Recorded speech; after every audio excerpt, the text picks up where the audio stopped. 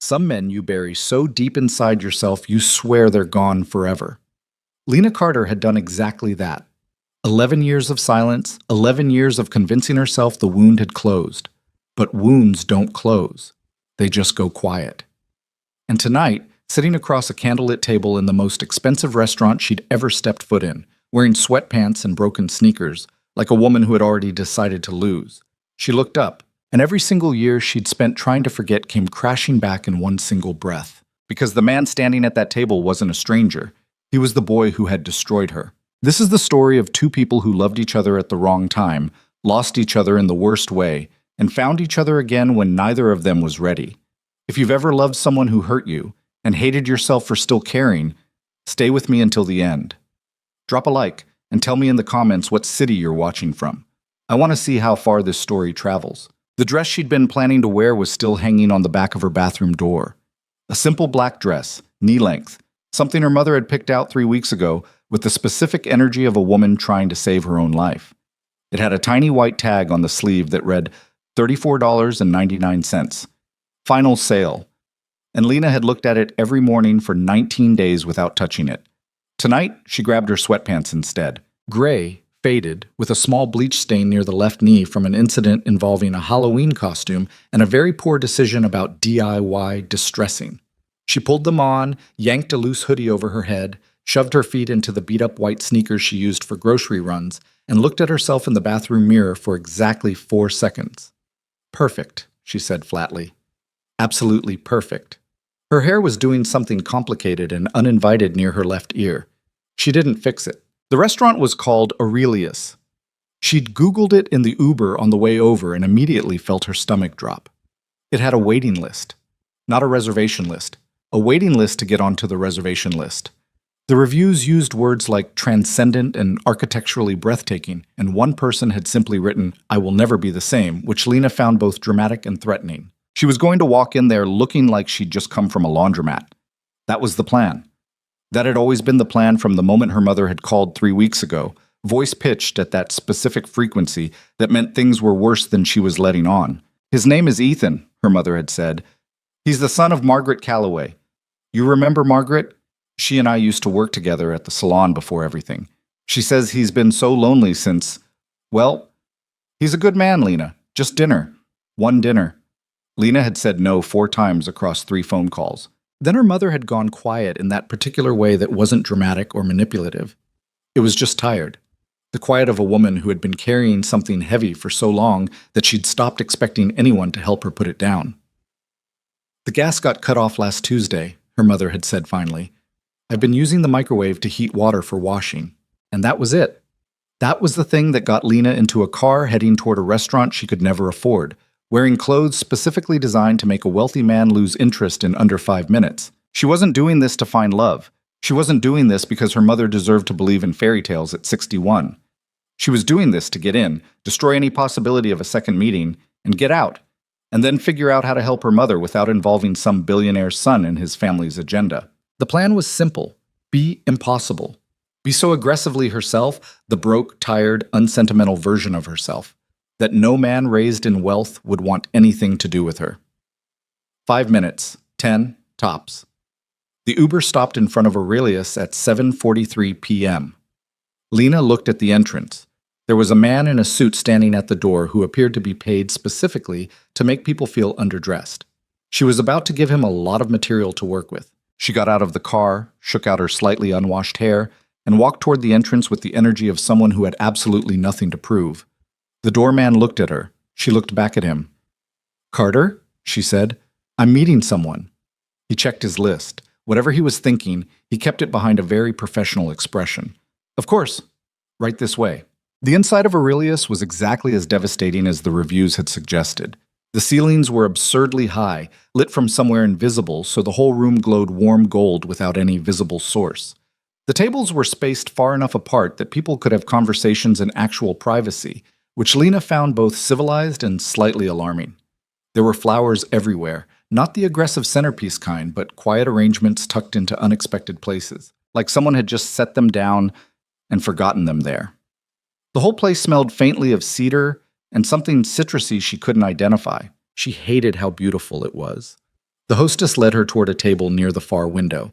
Lena was already composing her opening line, something dismissive, something that would signal immediately that she was not here willingly and had no interest in performing charm for anyone. And she was so focused on constructing the perfect sentence of disinterest that she almost didn't notice the man at the table stand up. Almost. He stood, and the sentence evaporated. Every carefully constructed plan she'd carried through 3 weeks in one very deliberate outfit choice simply stopped, like someone had reached into her chest and turned off the engine, because she knew that face. Not from photographs or social media or the kind of vague cultural awareness that comes with someone being publicly wealthy. She knew it the way you know the layout of a house you grew up in, not because you think about it, but because it's written somewhere in your body that remembers even when your mind tries to forget. The jaw that had once been softer, younger, now set and certain. The dark eyes that had always held something careful and slightly restless in them. The way he held himself, like someone who had learned to take up space but still occasionally remembered a time when he didn't. He was wearing a charcoal suit with no tie, the collar of his shirt open one button, and he looked like exactly the kind of man who had never once had to think about whether he could afford the restaurant he was standing in. He was Ethan. Ethan Calloway. The same Ethan Calloway who had stood in front of her 11 years ago in a room full of people who would never have considered her one of them, and said the words that had taken her 3 years and one very expensive therapy session to stop hearing in her sleep. She doesn't belong here. She never did. Lena's feet stopped moving. The hostess, apparently not noticing that her guest had essentially ceased functioning, said something pleasant and gestured toward the seat across from him, and then disappeared the way good restaurant staff do, efficiently and without being observed. Ethan. He hadn't recognized her yet. She could see that. He was smiling at her with the slightly cautious warmth of a man who had been told he was having dinner with a stranger and was trying to be gracious about it. His eyes moved over her, and she saw the slight flicker of surprise at the sweatpants. Brief, controlled, quickly neutralized. And he said, "Hi, I'm Ethan. I'm glad you came." His voice was the same. That was the thing she hadn't prepared for. The voice. Lena stood there for 2 full seconds that felt considerably longer, and then something inside her went very cold and very focused, the way it always did when she was frightened and couldn't afford to show it. She walked to the chair, pulled it out herself before anyone could do it for her, and sat down. "Lena," she said. "Not nice to meet you. Just the name, flat as pavement," as he sat back down across from her. Up close, she could see faint lines near his eyes that hadn't been there before, and something in his expression that hadn't been there at 21 either. A kind of weight that had nothing to do with exhaustion and everything to do with the specific gravity of a person who had lost something real. She hated that she noticed. "This place is a bit much, I know," he said, glancing around, and there was something almost apologetic in his voice. "My assistant made the reservation. I probably should have suggested something less intimidating," Lena said. He looked at her. "I was going to say formal." "Sure." A beat of silence, the kind that has texture. He picked up the menu. She didn't. "Have you been here before?" he asked. "No." "The food is actually really good. They do this—" "I'm not that hungry." He paused, set the menu down slightly, looked at her with an expression she couldn't quite read. It wasn't offended exactly, more like intrigued, which was the last thing she needed. "Okay," he said. "Can I ask, and tell me if this is too direct, is there something I did before I even got here? Because you seem like you'd rather be anywhere else in the city right now, and I'd rather know that up front than spend 2 hours pretending I don't notice." Lena looked at him. He held her gaze without flinching. That was new. The 21-year-old version of him had always looked away first. "You didn't do anything," she said carefully. "I just don't particularly want to be on a setup.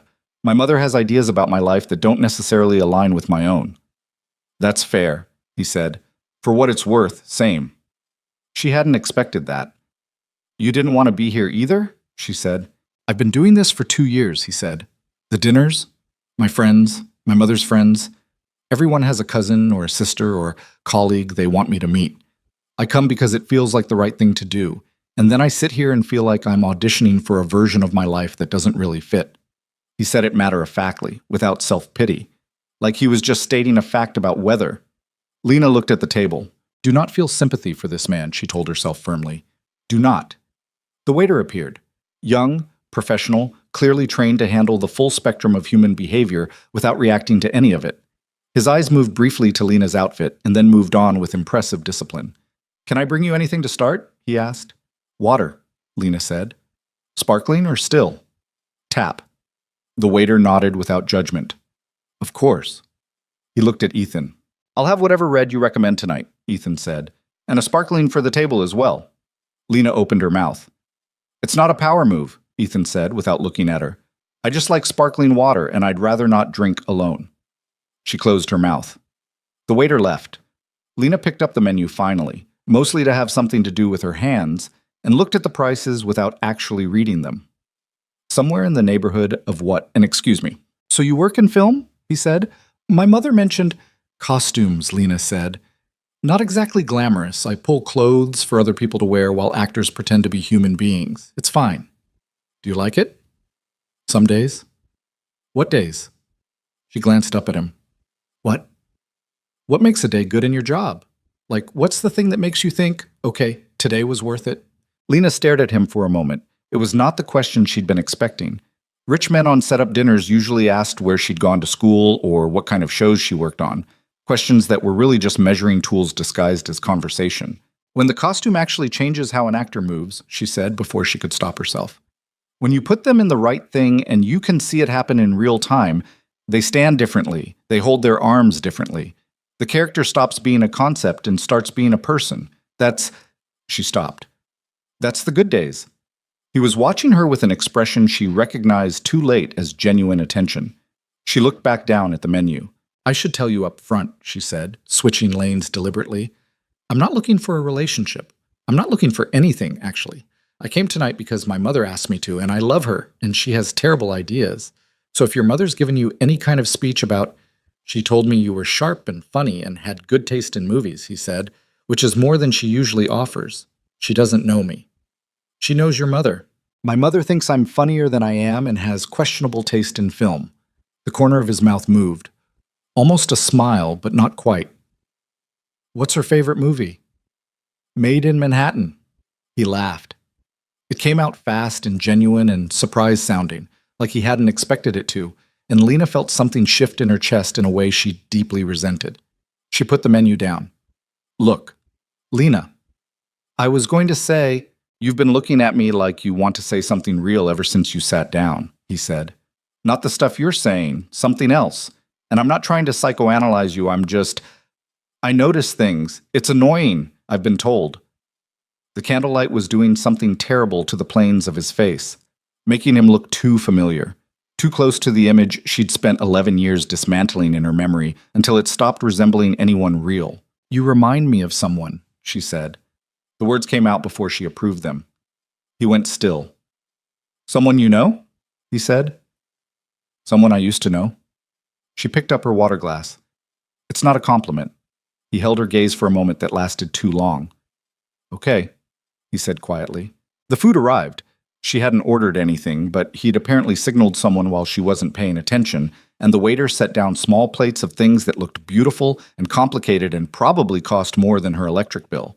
She didn't protest, mostly because she was suddenly very tired and something on the plate smelled incredible. They ate in silence for a minute that was strangely not uncomfortable. Then he said, Can I ask you something? You keep asking if you can ask. It seems polite. It delays the question. He considered that. Fair. He looked at her directly. Why the sweatpants? Lena set her fork down. Excuse me? The sweatpants, he said. And the sneakers. I'm not saying it as a criticism. You clearly put thought into it. The rest of you you're put together in every other way. Your posture, the way you talk, the way you're paying attention even when you're pretending not to. So the outfit was a choice. I'm curious what the choice was supposed to do. The silence that followed was the longest of the evening. Lena looked at him for a long moment. Then she said, I wanted you to end the dinner early. Why? Because I didn't want to be here. And yet you came. Because my mother needed me to.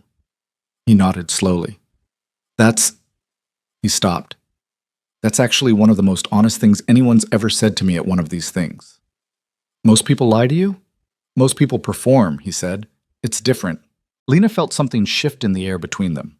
She didn't like it. She picked up her fork again, poked at something on her plate that turned out to be absolutely delicious, and tried to rebuild the wall of indifference she'd walked in with. It wasn't cooperating. You have a daughter, she said. It came out almost like an accusation. He blinked. How do you... Your mother told my mother, apparently. She looked at her plate. How old? 6, he said. His voice changed entirely when he said it, softened in a way that was so unguarded it was almost uncomfortable to witness. Sophie? She's 6. She has very strong opinions about breakfast cereal and an unreasonable attachment to a stuffed elephant named Gerald. Gerald. She named it herself at age 2 and we didn't intervene fast enough. Lena made a sound that was not quite a laugh, but lived very close to one's neighborhood. She's the best person I know, he said simply, not with the manic energy of a man trying to prove he was a good father. Just factually, the way people talk about things they're certain of. Lena put her fork down again, looked at the window. The city lights outside were doing the thing they always do in this part of L.A., that warm, gold-orange spread that looks like the city is half on fire and half in love with itself. She thought, get up. Walk out. You came, you showed up. It's enough for your mother. Get up now before this gets harder. She thought, he has no idea who you are. She thought, he said she doesn't belong here. He said it in front of everyone. He said it, and he didn't look back. I should go, she said. He looked up. We haven't had dessert. I don't eat dessert. Nobody who says that actually means it. I'm serious. You remind me of someone too, he said. The words landed quietly. No drama. No performance. He said it the way you say something you've been turning over in your head for most of a dinner. Lena's chair did not move. Someone I used to know, he continued. He was looking at the table now, not at her, which somehow made it worse. A long time ago, before... He stopped. Something moved across his face. Before I made some choices I can't undo. The restaurant hummed around them. Somewhere, a woman laughed at another table. A glass was set down. A server moved past with something that smelled like burnt sugar and citrus. You carry that around? Lena said. She hadn't meant for it to come out so soft. He looked up at her. Every day. She stood up then. Quickly. Before the softness could take root somewhere it shouldn't. She grabbed her bag, which was canvas and slightly falling apart at one strap, a fact she was acutely aware of in the golden light of Aurelius. I have to go, she said. Tell your mother it was lovely. My mother will hear the same. He stood too, which she hadn't expected. Not in a blocking way, just upright, present. Lena, he said, don't. I wasn't going to say anything significant. Then there's no reason to say it. She walked toward the door. Her sneakers were quiet on the polished floor. The man in the suit by the entrance moved to open the door for her, and she stepped out into the cool Silver Lake night air and kept walking until the restaurant's warm light was behind her and the ordinary dark of the city was all around her again. She stood on the sidewalk and breathed. Her phone buzzed. Her mother. How did it go? Is he nice? Did you wear the dress? Lena looked at the screen for a long time. Then she typed, he was fine. I left early. I'll call you tomorrow. She put the phone in her pocket and stood there while the city did its usual indifferent thing around her. Cabs going past, a dog barking somewhere up the hill, 2 people arguing affectionately about where to eat on the corner across the street. She told herself the tightness in her chest was anger. She was almost convincing. In the 9 days that followed, Lena worked. That was what she did when her interior life was making too much noise. She worked, she moved, she organized. She buried herself in the physical and logistical reality of other people's creative problems until her own faded to background static. She was in the middle of sourcing period-accurate 1960s secretarial wear for a mid-budget streaming project when her production coordinator, Becca, dropped a folder on her work table and said, "Big news, new campaign, commercial work, luxury hotel chain.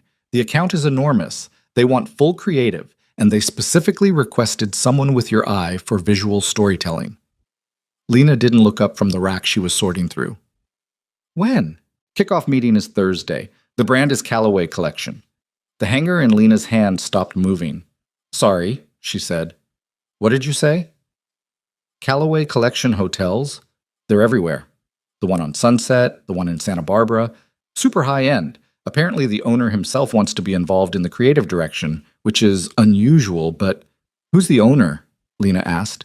Her voice was extremely neutral. Becca checked her folder. Ethan Callaway. The hanger resumed moving. Great, Lena said. I'll be there Thursday. After Becca left, Lena stood very still for approximately 30 seconds. Then she said to no one in particular, "Absolutely not." What? She went to the Thursday meeting. She went because she was a professional, and because the account was significant, and because backing out would have required an explanation. She didn't have a version of that made any sense to give. She told herself she could handle this. She was a 30-year-old woman with a decade of working in competitive, difficult, personality-heavy creative environments. She had worked with directors who threw things, and producers who lied professionally, and an actor who once refused to wear anything with buttons for an entire 3-week shoot. She could handle sitting in a conference room with Ethan Calloway. He walked in 7 minutes late, which Lena noted not because she was keeping time, but because she'd been watching the door with the involuntary vigilance of someone waiting to be shot at. He was in a different suit this time, dark navy, slightly less formal, like someone had told him the meeting was creative adjacent, and he'd tried to dress accordingly. He had a phone in one hand and a coffee cup in the other, and a very slight look of someone who had started the day at 5 a.m. and had not been particularly gentle about it. He looked around the room, nodded to the production team, and then his eyes landed on Lena and stopped. There it was, the recognition, or the beginning of it. She watched him process her face in this context, in this room, without sweatpants. His expression shifted in ways that were very small and very readable to anyone paying attention. "You're the lead creative," he said. It wasn't a question. "Lena Carter," she said evenly. "Yes." A beat. He looked like he was about to say something, and then he looked like he'd decided against it, and then he sat down at the head of the table and set his coffee down and said, "Let's get started." He was professional. She would give him that. The next 2 hours were entirely business. Brand identity, visual language, campaign scope, audience targeting. He asked sharp questions. He pushed back on ideas he didn't think served the brand without being dismissive about it. When someone pitched something good, he said so without making it a bigger moment than it needed to be. Lena spoke when she had something to say, and didn't when she didn't, which was her standard operating mode in any room. At one point, across the long conference table, he said, "Carter, what's your instinct on the color palette? The team has 2 directions." She looked at the boards they'd pinned up. Both were safe. Both were competent. Neither of them said anything she'd remember in a week. "Neither of these," she said. "They're hotel catalog colors. They say expensive without saying alive. You want people to feel something when they see this campaign, not just recognize the price point." The room was quiet for a second. Ethan was looking at her. "What would you do differently?" "Warmer," she said. "Less gold, more amber. Let's look at this lobby. More you could belong here. There's a difference between showing people luxury and making them feel welcome inside it." He held her gaze for 2 full seconds. "That's exactly right," he said. "Start there." She didn't let herself feel anything about that. After the meeting, when the room had emptied and she was gathering her things, he came back through the door. She didn't look up. "I have another meeting." "I know," he said. "This will take 30 seconds. She straightened up, looked at him. "I didn't know it was going to be you," he said. "When the agency assigned the team, I want you to know that. It doesn't matter." "It does, a little." He wasn't being defensive about it, just even. "I also want to say, if this is uncomfortable for you, I can make a case for a different assignment. It wouldn't be—" "I'm the best person for this account," Lena said flatly, "and I'm not going to step aside because dinner was awkward." Something crossed his face, something almost like respect, moving quickly. "Okay," he said. "Good." She picked up her bag. "I'll have revised palette concepts to the team by Monday." She walked past him toward the door. "Lena." She stopped, didn't turn around. "I'm glad it's you," he said quietly. "On the account, for whatever that's worth." She walked out without answering, but she was thinking about his voice the entire drive home, and that was the problem. That was the specific, maddening 11-year-old problem she had absolutely no patience for and no good solution to. Because somewhere underneath the anger, underneath every carefully maintained layer of, she was fine and she was over it, and it was a long time ago, and she was a different person now. Lena Carter was terrified. Not of Ethan Calloway. Of the part of herself that had looked across that conference table and felt just for a second like coming home. The revised palette concepts were on the team's shared drive by Sunday night, 11:43 p.m., because Lena had spent Saturday and most of Sunday at her work table surrounded by color swatches and reference images and 3 empty coffee cups that she kept meaning to throw away. She worked the way she always worked when something was bothering her, with the specific, obsessive focus of a person who has decided that if she makes the work perfect enough, the thing bothering her will eventually get bored and leave. It never worked, but the work always came out good. Monday morning, Becca forwarded her an email from Ethan's assistant. He'd reviewed the concepts over the weekend and wanted to discuss in person. Tuesday, 10 a.m., the Callaway Collection flagship hotel on Sunset. Lena read the email twice, then she typed back a single word, confirmed, and closed her laptop. She told herself the tightness in her jaw was just Monday. The Callaway Collection flagship was the kind of building that made you slightly angry at it for being beautiful. 12 stories of warm stone and glass on Sunset Boulevard, with a lobby that managed to feel both enormous and intimate at the same time, which Lena recognized as a genuinely difficult design achievement and resented accordingly. The floors were pale travertine. The light came from sources you couldn't quite locate. There were fresh flowers at the entrance. Not the aggressive hotel lobby kind, but something quieter, arranged like someone had picked them that morning and set them down without overthinking it. She stood in the lobby for approximately 4 seconds, taking it in, and then made herself stop because she was here to work, not to admire the interior design choices of a man she was absolutely not thinking about. His assistant, a brisk woman named Diane, who radiated competent exhaustion in a way Lena found deeply relatable, met her at the elevator and brought her up to the 4th floor, where a long glass-walled conference room looked out over the hotel's interior courtyard.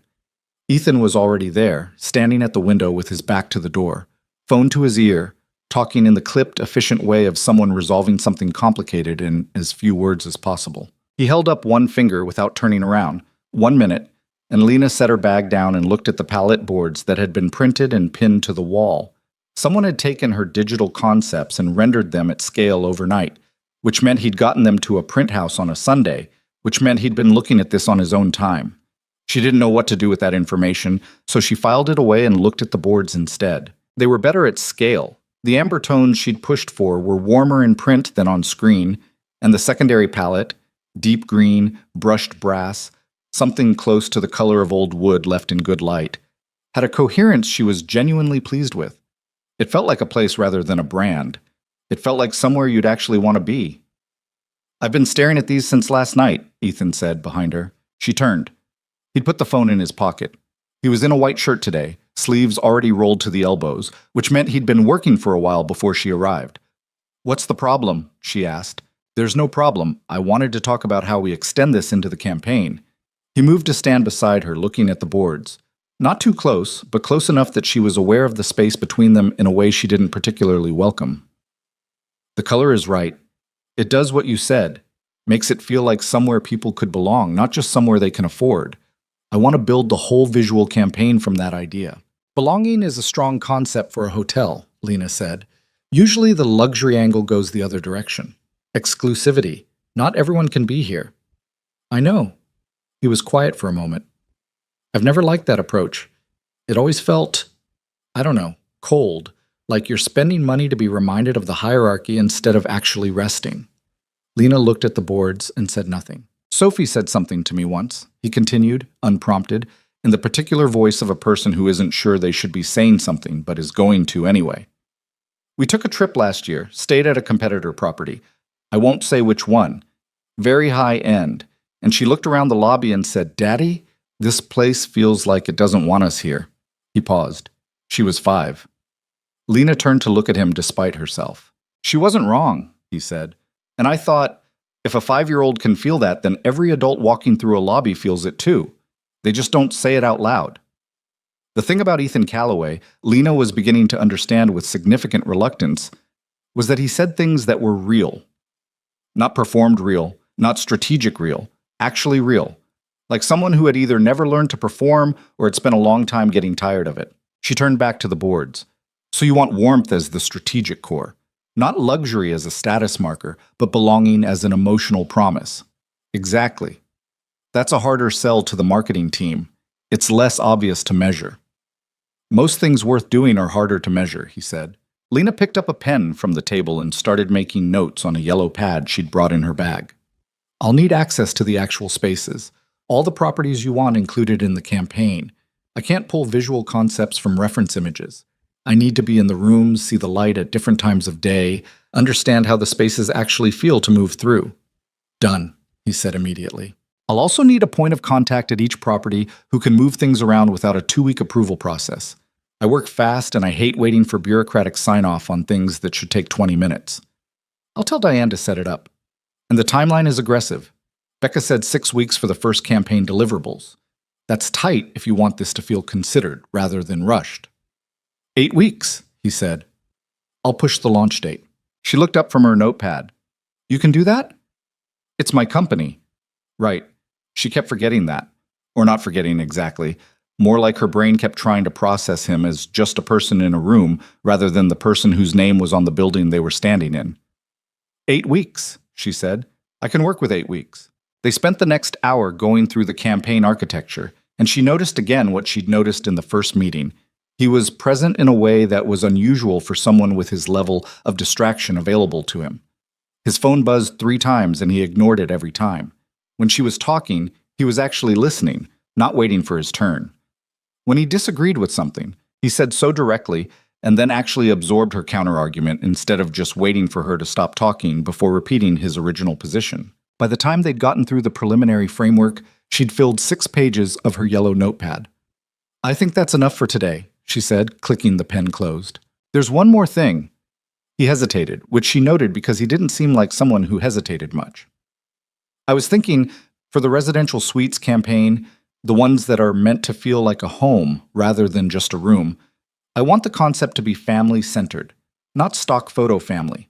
Actual warmth, actual mess, actual life. Sophie asked if she could be in it. He stopped. I'm not using my kid as a marketing prop. I want to be clear about that. But she saw the boards, and she got excited, and he almost smiled. Strong feelings about being included in things. Lena set her pen down. How do you feel about it? I think it depends on whether it serves the work or whether it's just sentimental. I don't want to do it if it's sentimental. That's a very honest answer. I'm trying to be better at those. The sentence sat between them for a second with more weight than it was probably meant to carry. Lena picked up her notepad and stood. Let me see the residential suites first, she said. Then I'll tell you whether Sophie makes sense. Fair enough. She gathered her things. He walked her toward the elevator, which she hadn't expected. She'd assumed he'd have Diane appear from somewhere and manage the exit logistics.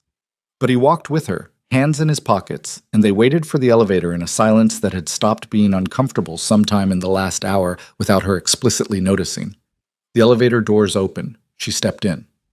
Lena, he said. She held the door with one hand. What? He looked like he was considering something. Then, you're very good at this. The work. I just wanted to say that. It was a plain, simple sentence. Nothing elaborate about it. She was aware that it should have been easy to accept and move on.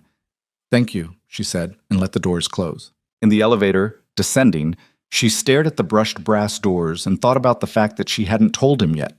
That he still didn't know. That every conversation they had was built on a foundation he was completely unaware of, and at some point the architecture of that was going to become a problem. She just didn't know what kind yet. The campaign work started in earnest the following week, and it turned out that spending every day in close proximity to someone you were trying to maintain careful emotional distance from was significantly harder than spending 90-minute meetings with them and then escaping to your car. They were at the Santa Barbara property on Wednesday, a low, pale building set back from the ocean with the kind of view that made you feel simultaneously small and very lucky.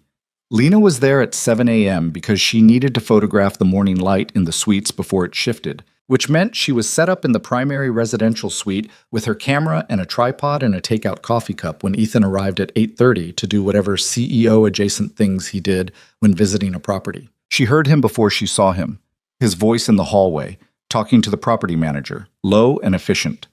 Then he appeared in the doorway of the suite, saw her lying almost flat on the floor trying to get the angle of light across the wood floor, and stopped.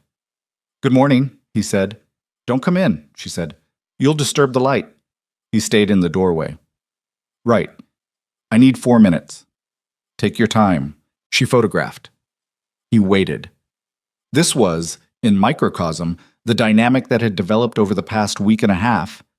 She needed something specific for the work.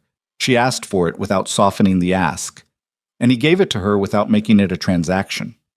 It was the most functional working relationship she'd had in years, and she was trying very hard not to find it meaningful. When she'd gotten what she needed, she sat up and started reviewing the shots on the camera screen. He came into the room then, hands in his pockets, and looked around the suite with the particular expression of a person assessing something they're responsible for. "What do you think?" he said. "Of this one." "The bones are right," she said, still scrolling through shots. "The furniture is slightly wrong. It's too coordinated. Every piece talks to every other piece. Real homes don't work that way. Things accumulate. There's a lamp someone inherited, and a chair that doesn't quite match, and a blanket that got left out. This looks like a catalog spread." He was quiet for a moment. "I'll talk to the design team. Also, the light in here is extraordinary at 7 a.m., she said. "Whatever we shoot in this suite needs to be shot early. By 10, it's going to be flat." "Noted." He moved to the window.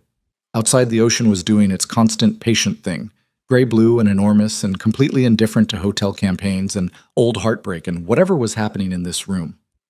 "Can I ask you something?" "You're doing the thing again," she said. "What thing?" "Asking if you can ask." He half-turned from the window. "Old habit. Go ahead and say no if you want." She set the camera down. "What's the question?" "When did you start doing this?" he said. "The costume work, the creative. When did you know that's what you wanted?" Lena looked at the window rather than at him. The question opened something she hadn't expected. "I was 17, she said. "I worked at a small theater for the summer. All I did was help organize the costume room, mostly. Hanging things, labeling, running to the dry cleaner. But one afternoon, the lead costumer let me help dress a scene. It was nothing, a small production. Community theater. But watching the actors put on those clothes and change, She stopped. "You just knew," he said. "I just knew." The quiet that followed was a different kind than the ones from before. Softer, somehow. "What about you?" she said, before she could decide not to. "The hotels. Did you always know?" Something moved across his face, complicated, layered. "No," he said. "The hotels were my father's. I inherited the infrastructure, and then I spent about 4 years deciding what to do with it." He looked out at the ocean. "My father built them as monuments, things to prove something. I've been trying to turn them into places people actually want to be in." He paused. "I'm not sure he'd approve. Is that important to you?" He considered the question seriously, which she appreciated. "Less than it used to be," he said, finally. They had lunch at a small place near the property that didn't know or care who Ethan Calloway was, which seemed to be precisely why he'd chosen it. A booth with vinyl seats and a laminated menu and a server named Carla, who called him Hon without ceremony and brought his coffee without asking how he took it, because apparently he came here enough that she remembered. Lena ordered a grilled cheese because she'd been up since 5 and had eaten nothing substantial, and she didn't try to order something impressively adult just because she was sitting across from a billionaire. She was past performing for him. She wasn't sure exactly when that had happened, but it had.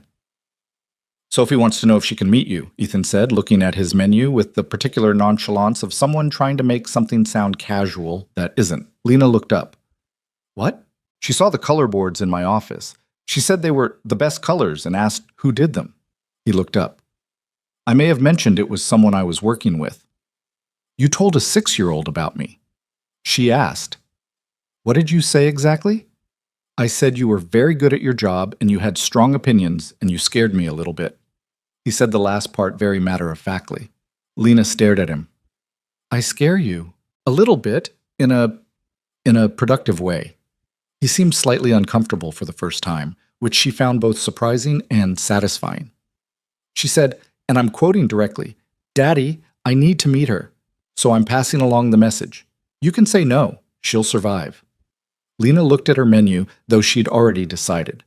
"I'm not going to say no to a 6-year-old, she said. "That's a terrible thing to do." "It's not a terrible thing. It's fine. Tell Sophie—" She stopped. The name felt strange in her mouth, real and close, like something she hadn't expected to be allowed to say. "Tell her I'm looking forward to it." When Sophie Calloway showed up at the Sunset flagship on a Thursday afternoon, Lena was in the middle of a minor argument with a lighting technician about the warmth setting on a portable rig, and she had a pencil behind her ear and paint samples taped to the back of her hand and was 3 coffees into a day that was calling for a 4th. Sophie had dark hair pulled into a ponytail that had escaped in approximately 4 places. She was wearing red sneakers and a sweater with a small embroidered duck on the breast pocket, and she was holding a stuffed elephant. Gerald, Lena recognized without needing confirmation, under one arm with the practiced ease of a child who has been carrying this particular animal for years. She walked into the room, looked around, and then looked directly at Lena. "Are you the color lady?" she said. Lena crouched down to her level. "That's what they're calling me now?" "Daddy said you make things look like they feel," Sophie said, processing this with the absolute seriousness of a 6-year-old working through an important concept. "I don't understand what that means, but I told him it sounded right." "It sounds right to me too," Lena said. Sophie held Gerald out, apparently for inspection. "Gerald thinks the green is the best one, from the boards." Lena looked at the stuffed elephant. "Gerald has excellent taste." "I know." Sophie clutched him back with the swift reflexes of a child who extended trust and then immediately protected herself. She looked around the room again. "Can I help?" "Sophie," Ethan's voice from the doorway, carrying the specific tone of a parent who has had this conversation before. "We talked about not—" she asked politely, Lena said, without turning around. She looked at Sophie. "Can you hold a paint sample very still?" Sophie stood up straight. "Yes." "Then you can help." She heard rather than saw whatever expression crossed Ethan's face. Sophie was already moving to stand beside her, very straight, with the concentrated gravity of someone who has been assigned an official task. Lena peeled a paint sample from the back of her hand and gave it to her. "Hold this up next to the wall," Lena said. "Right there, where the light hits." Sophie did it, carefully, with extraordinary seriousness. Lena stepped back and looked. The sample was the amber she'd been debating for this particular wall. Warm, but not honey. Alive, but not overwhelming. Against the existing paint color, it was exactly right. "Perfect," Lena said. Sophie beamed with the full-body joy of a 6-year-old who has been told she's done something perfectly. She turned to look at her father, hand still held steadily against the wall. "Daddy, I helped." Ethan was leaning against the doorframe, and Lena finally turned to look at him. His expression was one she hadn't seen on him before, unguarded in a way that had nothing to do with her and everything to do with the small person holding the paint sample. Soft and tired and full of something that was too specific and personal for her to categorize. She looked away. Over the following 2 weeks, Sophie appeared 3 more times. Once at the Sunset property, when Ethan had clearly misjudged his childcare schedule and his sitter fell through. Once when Lena stopped by his office to review final artwork approvals and Sophie happened to be there after school, sitting on the floor of his office doing homework with the focused intensity of someone completing something very important. And once, unexpectedly, at the Silver Lake Farmers Market on a Saturday morning when Lena was there buying absolutely nothing related to work and rounded a corner with a canvas bag full of tomatoes and nearly collided with Sophie going in the opposite direction at high velocity. Sophie had grabbed her arm to steady herself, looked up and said, "Oh, you're here!" with the uncomplicated delight of a child who doesn't yet screen for appropriateness. Ethan had come around the corner behind her, slightly breathless from the pace of keeping up with a 6-year-old in a crowd. He'd looked at Lena over Sophie's head with an expression that was equal parts surprised and something else she didn't let herself name. "She moves fast," he said. "I have long legs," Sophie explained, which was objectively not true, but delivered with great confidence. They'd ended up walking through the market together for 45 minutes because Sophie was apparently incapable of passing a fruit stand without deeply engaging with it, and because refusing to walk alongside someone you'd just been colliding with would have required an explanation. They'd eaten samples of 3 different kinds of jam that Sophie ranked with official gravity, and Sophie had held Lena's hand for approximately 6 minutes while they waited for Ethan to pay for a bunch of sunflowers, because a dog on a leash nearby had made her nervous, and Lena had been the closest available hand. It had been 6 minutes, and Lena was still thinking about it 3 days later in a way that made her angry at herself. That night, the Saturday of the farmer's market, Ethan had walked her to her car in the lot 3 blocks from the market, while Sophie slept against his shoulder with the absolute bonelessness of a child who has spent all her energy and cannot be bothered to help with even the minimum structural requirements. "She's out," Lena said, keeping her voice low. "She does this," he murmured. "1 minute she's a full-functioning person, then she just powers down." He shifted her weight slightly, automatically. "She weighs more asleep. I think that's actually true, not just parenting mythology." Lena almost smiled. "Thank you for the afternoon," she said, unexpectedly. Unexpectedly, he agreed. He looked at her in the yellow-gray light of the parking structure, the kind of light that is completely unflattering and somehow still managed to be too intimate. She likes you, he said. Sophie, she doesn't easily like people she doesn't know. She liked me immediately. I know. He said it simply. That means something. Lena looked at her keys in her hand. She had approximately 15 things she should have said at that moment. Professional things, distance-maintaining things, reminders of the boundaries she'd been carefully rebuilding every time a conversation like this one started pulling at it. She had all 15 things ready. She said, "She's wonderful. You're doing a good job." He was quiet for a second. "I don't always know that," he said. "I know." She opened her car door. "But you are." She drove home. She didn't turn the radio on. The quiet was already full of too many things. By the end of the 5th week of the campaign, Lena and Ethan had developed the specific shorthand of people who have spent a lot of time working together in close quarters. The kind where half a sentence is enough, where a look across a room can mean this isn't working. Let's rethink. Where they'd stopped explaining the context of things because the other person already had it. It was the most efficient she'd ever been on a campaign. It was also the most consistently uncomfortable she'd been in years, because efficiency requires closeness. And closeness was the one thing she'd been trying to avoid. The late night started in week 4. The campaign was ambitious, and the timeline, even extended, was tight. And there were nights when Lena stayed in the Sunset Flagship's small creative workspace until 10 or 11, editing, revising, rebuilding. Ethan had an office on the same floor. She knew when he was still there because the light under his door stayed on. The first time he appeared at her door at 9:30 with 2 coffees, she looked up from her laptop and said, "Is that a peace offering or a bribe?" "It's coffee," he said. "You've been in here since 6. "I know when I got here." He set 1 cup on her table. "Can I look?" She gestured at the boards she'd been rearranging. He came around the table, not intrusive, just present, and looked at what she'd been building. The campaign's residential suite sequence, 10 images, all taken in early morning light, all anchored in the amber palette, all shot to feel lived in and real rather than aspirational and cold.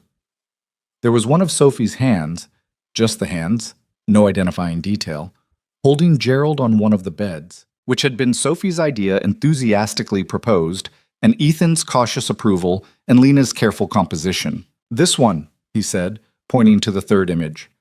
A frame of a bed, unmade, late morning light across the pillow, a book left open face down on the nightstand.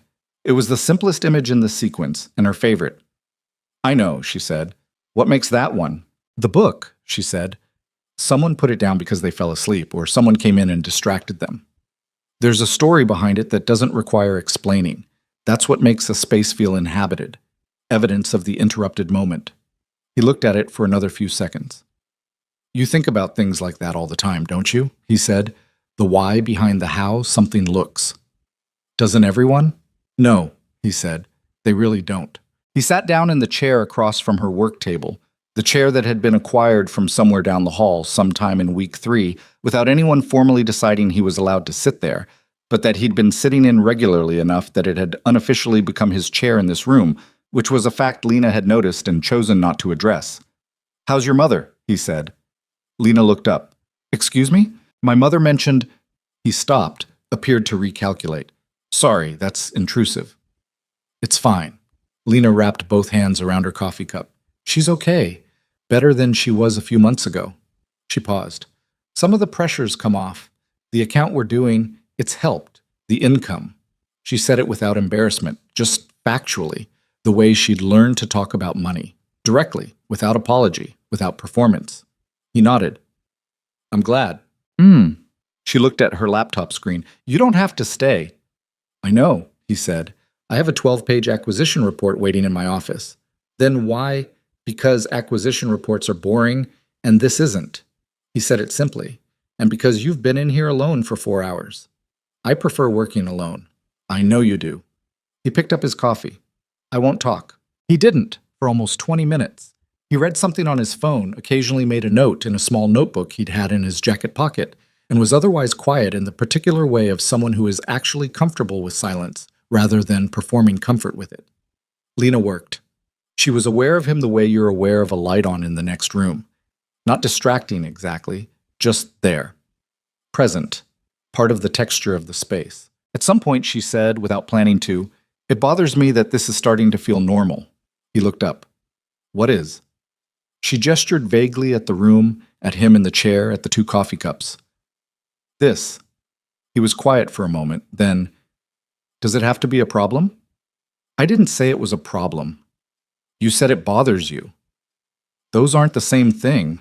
He looked at her steadily.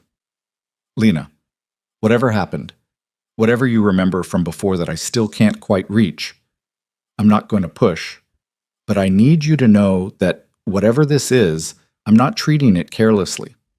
I'm aware of what I'm doing, and I'm not doing it lightly." He set his coffee down. "That's all I wanted to say." Lena looked at him for a long moment. The late-night quiet of the building was around them.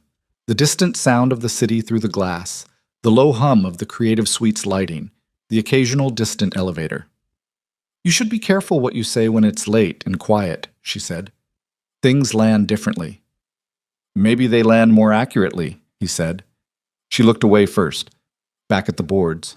"Go do your acquisition report," she said, but her voice had lost the edge she'd put in it. He stood, picked up his jacket from the back of the chair, moved toward the door, and paused. "That image," he said, meaning the one they'd been discussing, the unmade bed, the open book, the interrupted moment. "That's what I want the whole brand to feel like. Like someone just stepped out of the frame and they'll be back." She didn't answer because she didn't need to. He left. The chair across from her work table was slightly warmer than the room temperature because he'd been sitting in it, and that was an extremely simple physical fact that she absolutely refused to find significant. She went back to work. But her hands weren't quite steady on the keyboard, and she stayed another hour, not because the work required it, but because the drive home meant sitting alone with the thoughts she'd been successfully avoiding all evening. There were things she hadn't said, a name she hadn't spoken, a night 11 years ago she hadn't described, a version of herself she hadn't introduced, the 17-year-old girl in the wrong clothes at the wrong party who had loved someone she had no business loving and paid the full price for it. He didn't know. He was sitting across from her in that chair drinking coffee and saying careful, honest things, and he didn't know. And Lena was beginning to understand, with the particular dread of someone watching a dam develop a hairline crack, that not knowing was the one thing that could not last forever. The crack in the dam appeared on a Tuesday. It started small, the way these things always do, not with a dramatic moment, but with something ordinary that lands wrong. Lena was at the Sunset flagship reviewing final print proofs when Ethan's phone rang and he stepped out to take the call. And while he was gone, his laptop screen, angled toward her side of the table, lit up with an incoming email notification. She wasn't trying to read it. She wasn't looking for anything. But the preview line was visible, and her brain processed it before she could tell it not to. The sender name was R. Calloway. The subject line read, "Re. The girl. Did you ever find out what happened to her?" Lena looked at it for 2 seconds. Then she looked at the wall. Her heart was doing something uncomfortable and irregular in her chest. The kind of thing you notice and then try very hard to stop noticing because noticing makes it worse. She picked up her pen, set it back down, picked it up again. The girl. It could mean nothing. It probably meant nothing. There were 1,000 girls in 1,000 contexts in a man's life, and she had no reason, no rational, defensible reason, to assume the words on that screen were about her specifically. Except that she did have a reason. She had 11 years of reasons. Ethan came back into the room, phone in his pocket, and looked at the proofs on the table. "Sorry, where were we?" "The third panel," Lena said. Her voice came out steady. She was proud of that. They finished the review. She packed her bag. She drove home in the particular silence of someone who has been pretending all afternoon and is now alone with what they've been pretending about. She sat in her parked car outside her Silver Lake apartment for 11 minutes before going inside. She counted, because counting was something to do with the part of her brain that wouldn't stop working. The email had probably been from his mother, or a cousin, or someone running an old search. It was a common enough name, R. Calloway. His father's name was Richard, she remembered suddenly. Richard Calloway. The man who had stood in the doorway of his own son's life and rearranged everything inside it without asking. She got out of the car. She made dinner. She ate half of it. She went to bed at 10:30 and lay there until 1 a.m., watching the ceiling do nothing. And then she got up and sat at her kitchen table with a glass of water and thought about the night she'd spent 11 years trying to stop thinking about. She'd been 17. He'd been 18. They'd met the summer before his senior year at a fundraiser for the arts program at the community theater where she worked. He'd come with his family, she'd been there as part of the volunteer crew, and they'd ended up talking for 2 hours in a side garden while the event went on without them. He'd been funny and slightly nervous, and genuinely interested in everything she said, which was not a combination she'd been prepared for. She'd worn a dress borrowed from the costume department, a pale blue thing from the 60s that fit her almost right, and he'd said, very simply, "You look like you belong somewhere important," which was such a strange thing to say that she'd asked him what he meant, and he'd said, "I don't know yet. I'll figure it out." They'd spent 3 months that summer finding out, texts and phone calls and afternoons at the library where she was doing her homework, and he was pretending to do his. He'd shown her things about his world without making her feel like a tourist in it, or he'd tried. She'd shown him the costume room at the theater, the way fabric held a story, the way putting something on your body could change the way you stood. He'd listened like she was teaching him something that mattered. She'd been 17. She'd thought that was what love felt like when it was honest. She hadn't known yet that honesty between two people doesn't protect you from the world around them. The party had been in October. A Calloway family event. One of those occasions that wasn't a party in any ordinary sense, but rather a structured demonstration of wealth and connection, held in the kind of house where you understood within 30 seconds that the architecture itself was making a point. Ethan had invited her. She'd understood later that he'd done it in the way that young people do things, impulsively, with hope, and without thinking through the consequences. He'd wanted her there. He hadn't thought carefully enough about what they meant. She'd worn the wrong thing, not wrong by any objective standard. She'd worn the nicest dress she owned, and she'd done her hair carefully, and she'd borrowed her mother's earrings. But wrong for that room, for those people, for the particular language of wealth that was spoken in the Calloway family's social world. She'd known it the moment she walked in and felt the air change around her. Not hostile exactly, but assessing. The eyes that moved over her and performed quick, invisible calculations. She'd found Ethan near the back of the main room, and he'd smiled when he saw her, genuinely. The kind of smile that comes before you remember you're supposed to be careful. And for 20 minutes, it had been fine. They'd talked, and she'd started to relax, and she'd thought maybe she'd been wrong about the air in the room. Then his father had appeared. Richard Calloway was a tall man who occupied space the way certain buildings do, through sheer size and the implication that everything around him existed in relationship to him, rather than independently. He'd looked at Lena the way she'd seen people look at things they were deciding whether to move or remove. Not cruel, exactly. Worse than cruel. Impersonal. He'd taken Ethan by the arm and steered him 6 feet away, which was close enough that Lena could hear every word, and whether that was deliberate or simply a man who didn't consider her worth lowering his voice for, she had never been sure. "I don't know what you think you're doing," his father had said, "but this ends tonight. You understand what I'm building here. You understand what you have to protect. This girl doesn't belong here. She never did. And you are going to tell her that." The silence that had followed was the longest of her life. She had watched Ethan's face. She had watched the thing that moved across it. The age-old war between who he was and what he was afraid to lose, compressed into about 8 seconds of visible, terrible conflict. She'd seen the moment it resolved. She'd seen what it resolved into. He'd turned back toward her. He hadn't met her eyes. "I think you should go," he'd said. "This was a mistake. I'm sorry." She had been 17 years old.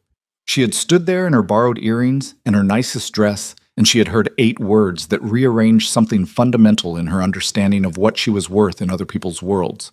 She hadn't cried. Not then. She'd walked to the door on legs she couldn't feel and gotten into the car her mother had agreed to circle back for. And she'd said, "Take me home," in a voice that her mother had obeyed without asking questions, because she could hear something in it that didn't have room for questions. She'd cried in the shower at home for about 40 minutes. Then she'd stopped, because she'd decided that was the last time that would happen. 3 weeks later, her mother's job fell through, and they'd moved across the city for cheaper rent. And Lena had started at a new school and left behind everything, including the theater and the summer and the pale blue dress and the boy who had chosen correctly by the terms of his world and devastatingly by every other measure. Sitting now at her kitchen table at 1:15 a.m., Lena finished her water and thought, "He doesn't know who I am, and you can't keep not telling him." The production schedule had one more major shoot day, the flagship property on Sunset, the penthouse level, a full day that would complete the campaign's primary imagery. It was scheduled for Thursday. Lena confirmed it and showed up at 7 a.m. because that was what the work required. The day went fine. The light cooperated, the shots were clean, and by 4 in the afternoon she had everything she needed plus 20 minutes of footage she hadn't been planning for, but recognized as genuinely good when she saw it happening. The crew started breaking down equipment. The property staff moved back through the spaces, resetting them. The day began to quietly disassemble itself the way good shoot days do. Ethan had been in and out throughout the day, present for some of it, pulled to meetings for stretches, visible in the way he always was on site visits. Late afternoon, when most of the crew had gone and the equipment was loaded and only Lena remained in the creative space reviewing the day's shots on her laptop, he appeared in the doorway of the room and knocked on the open door.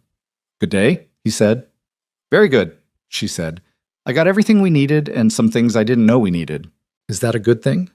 "Always." He came into the room. He was in his jacket, which meant he was about to leave, and he had the particular end-of-day energy of someone who had been going since early morning and was running on the last of their forward momentum. He looked at the screen over her shoulder. She angled it slightly so he could see, and looked at the images she'd been reviewing. "This one," he said. He pointed to a shot of the penthouse's floor-to-ceiling window. The city spread below it in the late afternoon light. An empty chair angled toward the view like someone had just gotten up from it. "This is the campaign." "I know," she said. They looked at it together for a moment. The city in the image looked the way it always looked at that hour. Like it was considering something. Like it was about to say something important that would take all night. "I need to tell you something," Lena said. She hadn't planned to say it at that moment. She had been planning. In the loose, nonspecific way of someone who knows something must happen but keeps moving the date forward, to tell him sometime. Eventually. Soon.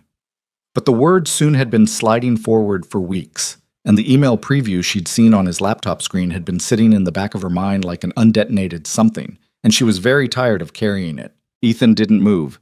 He stayed where he was, slightly behind her, and said, "Okay." "Not here," she said. "I need—" She closed the laptop. "The warehouse space on the second floor, the one they use for storage. I walked through it last week and it was empty." He looked at her for a moment. Reading something in her face, she could tell, though she didn't know what he was finding. "All right," he said. They walked there without talking. The second-floor warehouse space was exactly what it sounded like, a large, mostly empty room that the property used for event furniture storage, currently holding several stacked folding tables and a collection of boxed linens and not much else. The windows were high and industrial, and the rain that had started in the last hour was audible against them, a steady gray sound that filled the space without being loud. Someone had left the low emergency lights on, which gave the room a dim, amber quality that was nothing like the designed warmth of the rest of the hotel. Lena stood in the middle of the room. Ethan stopped a few feet away and waited. She turned to face him. "I know you," she said. "Not from the dinner, not from the campaign. I knew you before all of this." She watched his face. Something shifted in it. Not recognition yet, but attention, the kind that goes very still. "My name has always been Lena Carter. My mother's name is Diane Carter. 11 years ago, we lived in the Fairfax neighborhood, near the community theater on Melrose. I worked there the summer I was 17. She watched him. The color changed in his face. Not dramatically. He wasn't a man who went pale or made large physical gestures in response to things. But something behind his eyes moved, and moved significantly. "I volunteered at a fundraiser," she said. "There was a side garden, and I talked to a boy for 2 hours while the event went on without us. He told me I looked like I belonged somewhere important." Her voice was steady. She'd had 11 years to practice being steady about this. "We spent 3 months that summer figuring out what that meant." Lena. Her name came out of him like something that had been held under pressure and finally released. Just the one word. Just her name. "And then there was the party in October," she said. "And his father said, loud enough for me to hear, that I didn't belong there. That I never did. And the boy, who was 18 and scared and probably had very good reasons by the logic of his world, turned around and told me it was a mistake. That I should go." The rain against the high windows was the only sound in the room. "That was me," she said. "I'm that girl." Ethan stood completely still for what felt like a very long time. His jaw was tight. His eyes were on her face with an expression she didn't have a word for. It wasn't guilt exactly, and it wasn't surprise, not anymore. It was more like a man watching something he's been braced for in the abstract arrive in the specific, and finding that the specific is much harder than the abstract prepared him for. "I know," he said quietly. Lena's breath stopped. "What?" "I know who you are." His voice was rough at the edges. "I've known for about 3 weeks." The room rearranged itself slightly around her. 3 weeks, she repeated. "I recognized you after the second campaign meeting. Something about the way you talked about costumes, about the thing you said, putting something on, changing the way you stood. You said that to me once, in that costume room. Exactly that." He exhaled. "I wasn't certain at first. You're different, older. You carry yourself differently. But I couldn't shake it, so I looked you up. Not your professional history, your mother's name, the address on Melrose." He paused. "It was you." Lena looked at him. "You've known for 3 weeks," she said, "and you didn't say anything." "I didn't know how." "You didn't know how." The anger came up fast, the way it does when it's been compressed for a long time. "You've been sitting in that chair in my office every other night with your coffee and your honest sentences and your careful words, and you knew, and you didn't. What was I supposed to say?" he said. "That I recognized you, and I'm sorry, and I know sorry doesn't touch it? That I've been trying to figure out how to be in the same room with you without—" He stopped himself, pressed his hand against the back of his neck. "I didn't want to make it about me. I didn't want to come at you with my guilt and make you manage it. So instead you just—" "I know it was wrong," he said. "I'm not defending it. I'm explaining it." She turned away from him, looked at the high windows and the rain against them. Her hands were shaking slightly, and she put them in her jacket pockets where he wouldn't see. "I need you to understand something," she said, with her back to him. "I was 17 years old. My mother and I had nothing, genuinely nothing, the kind of nothing that means you make calculations every month about which bill can wait. And I always knew that you were from a different world and I didn't belong in it. I knew that. But She stopped, breathed.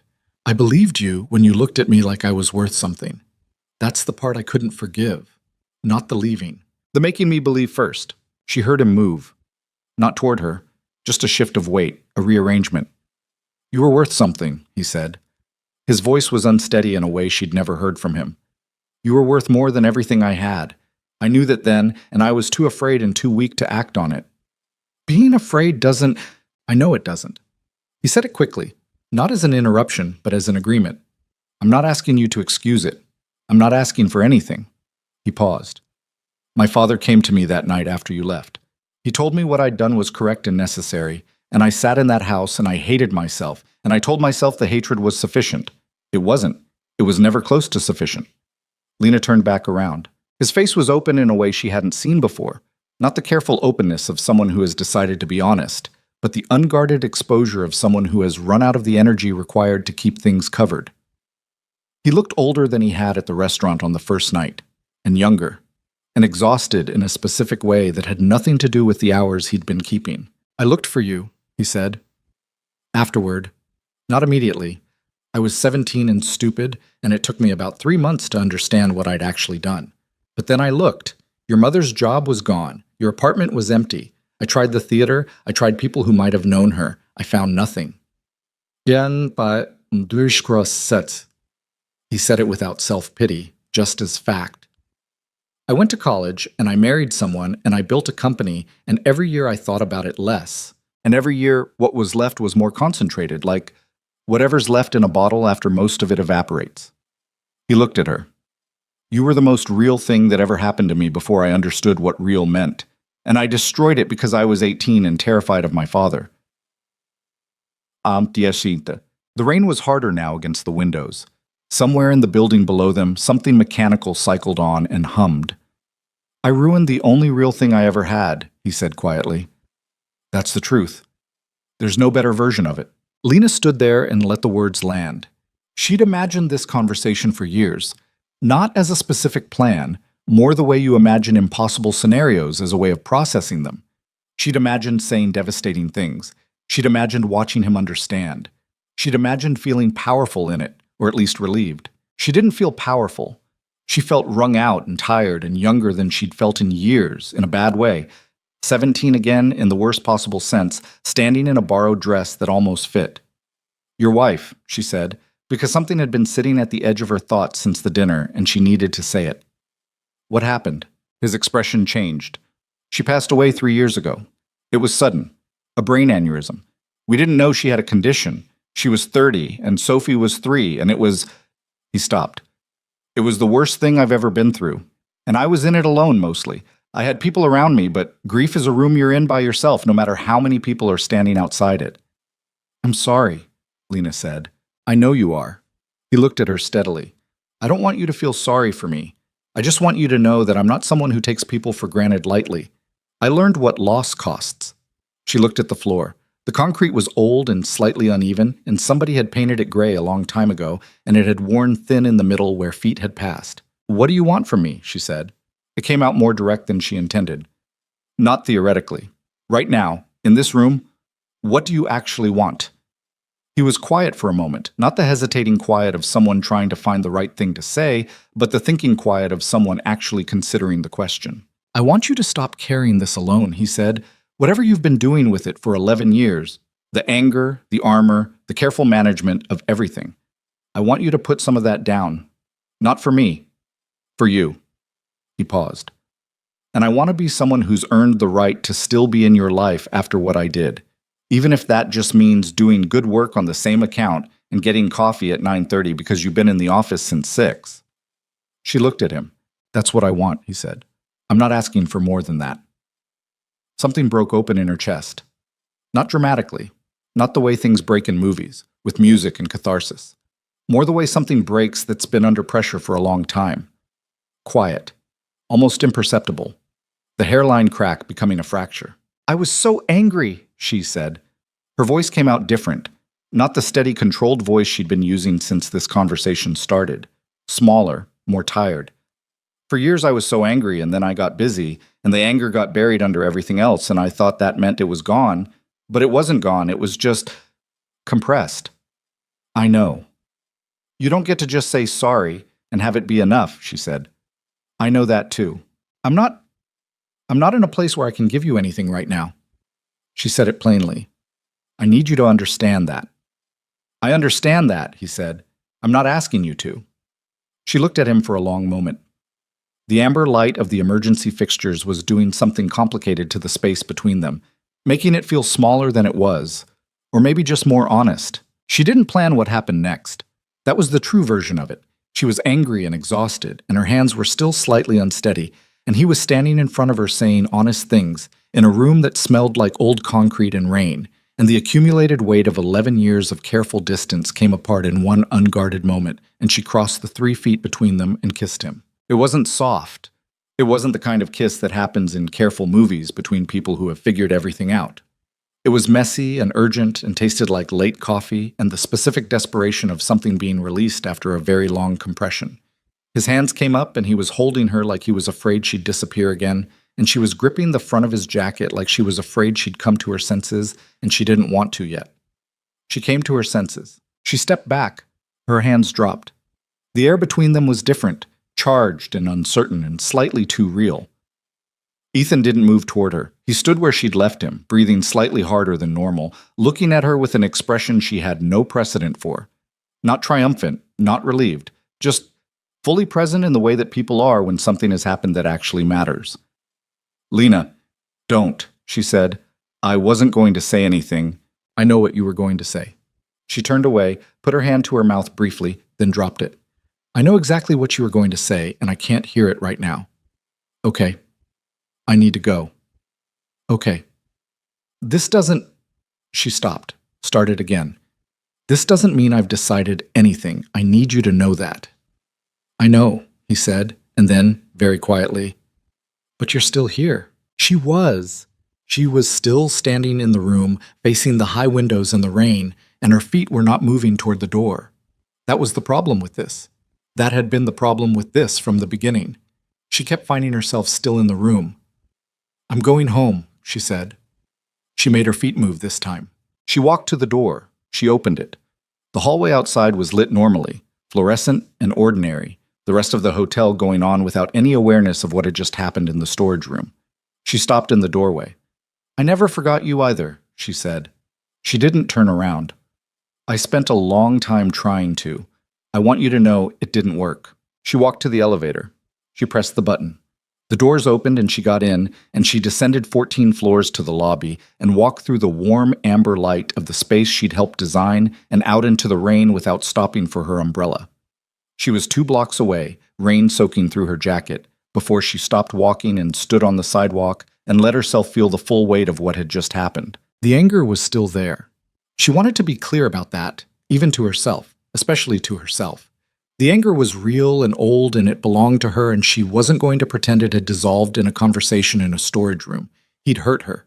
He'd stood in front of a room full of people and named her as not enough, and she'd been 17 and she'd believed it for longer than she should have. That was real. That had happened. The fact that he'd been afraid, that his father had been a controlling and damaging force, that he'd spent years regretting it. None of that unmade what had been made. But the other thing was also real.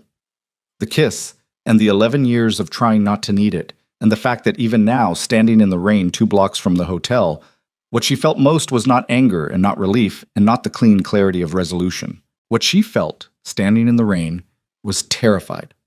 Specifically, purely terrified. The way you're terrified when something you decided was gone turns out to have been present the entire time. She pulled out her phone. She stood under the overhang of a closed pharmacy and called her mother. Her mother picked up on the second ring, which meant she'd been awake. "Lena?"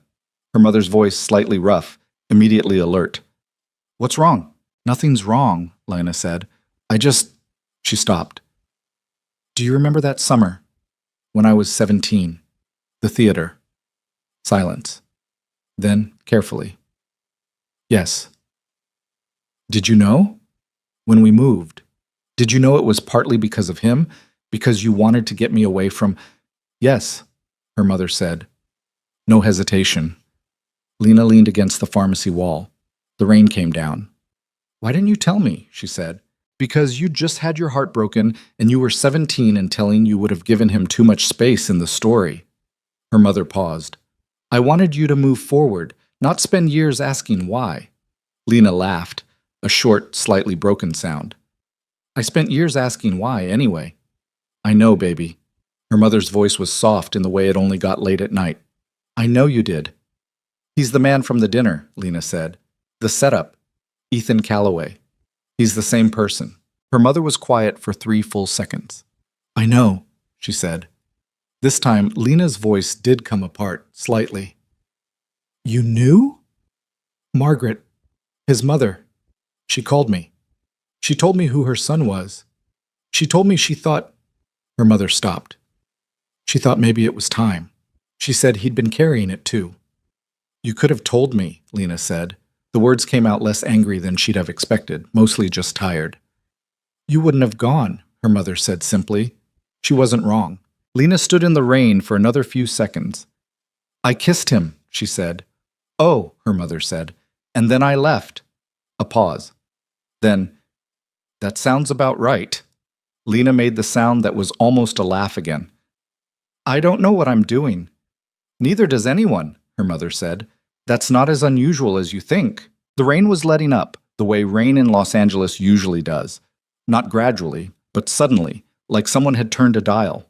The street was wet and orange-lit and quiet, and Lena stood there with her phone pressed to her ear and her jacket soaked through, and thought about a storage room and a high window, and a man who had said, "I ruined the only real thing I ever had," in a voice that didn't sound like performance. "Go home," her mother said. "Get dry. Eat something." "I'm fine." "You're standing in the rain." "How do you know that?" "Because you always used to stand in the rain when something happened," her mother said. "You did it at 8 years old, and you did it at 17, and apparently you still do it." Lena looked up at the clearing sky. "I'll call you tomorrow." "I'll be here." She put the phone in her wet pocket and started walking to her car. The city around her was doing its usual thing, moving and lit and indifferent, and somehow, tonight, not as isolating as usual. She drove home.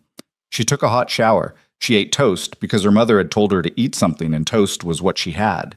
She sat on her couch in her old sweatpants, the same gray ones with the bleach stain, the ones she'd worn to Aurelius weeks ago, intending to destroy an evening that had instead turned into this. And she let herself think about everything without trying to organize it or manage it. The anger, the kiss, the way his voice had broken on her name in that warehouse, the way Sophie had held her hand at the farmer's market. The empty chair in the penthouse photograph, angled toward the view, carrying the evidence of someone who had just stepped out of the frame. She didn't make any decisions that night. She was done making decisions under the weight of old hurt. She'd made enough of those in 11 years, and they'd kept her safe and solitary in equal measure. But she stopped, for the first time since she'd looked up across a candlelit restaurant in Aurelius and seen a ghost made flesh. She stopped trying to decide what she felt. She just felt it, all of it, the whole complicated, exhausting, terrifying weight of it. And strangely, sitting on her couch at midnight with cold toast on the coffee table and wet hair drying slowly, that was the most honest she'd been with herself in 11 years. She didn't hear from him for 4 days. That was the first thing, the silence. She'd expected something, though she couldn't have said exactly what. A text, maybe. An email routed through the professional channel that was also something else underneath, something that would force her to respond or not respond, to make a decision she hadn't made yet. Instead, there was nothing, and the nothing was its own kind of pressure, sitting in the corner of every day like a piece of furniture she kept walking around. The campaign was in its final production phase. There were emails from Becca about print timelines and digital delivery formats, and one lengthy thread about a font licensing issue that Lena managed on autopilot, her professional brain running the familiar tracks while the rest of her sat quietly with the events of Thursday night and did nothing useful with them. She worked. She slept badly. She ate toast more than was probably nutritionally advisable. She called her mother twice and talked about other things. On the fourth day, Sunday, her phone buzzed with a text from an unsaved number that she recognized immediately. I'm not going to pretend Thursday didn't happen, but I also don't want to push. When you're ready to talk, I'm here. No timeline. She read it 3 times. Then she set her phone face down on the kitchen table and made coffee and stood at her window looking at the Silver Lake neighborhood doing its Sunday morning thing. A man walking a dog, 2 kids on bikes, someone's sprinkler coming on at the wrong time and hitting the sidewalk. She picked up her phone. I'm not ready yet, she typed, then deleted it. Give me a few more days, she typed, then deleted that too. She typed, okay, sent it before she could complicate it. His response came back in under a minute. Okay, just that. No pressure, no follow-up question, no elaboration. She put her phone down and drank her coffee and acknowledged, quietly and without any pleasure, that a man who responds to okay with okay and means it is considerably more dangerous to her equilibrium than a man who pushes. The few more days turned into a week. Not avoidance exactly.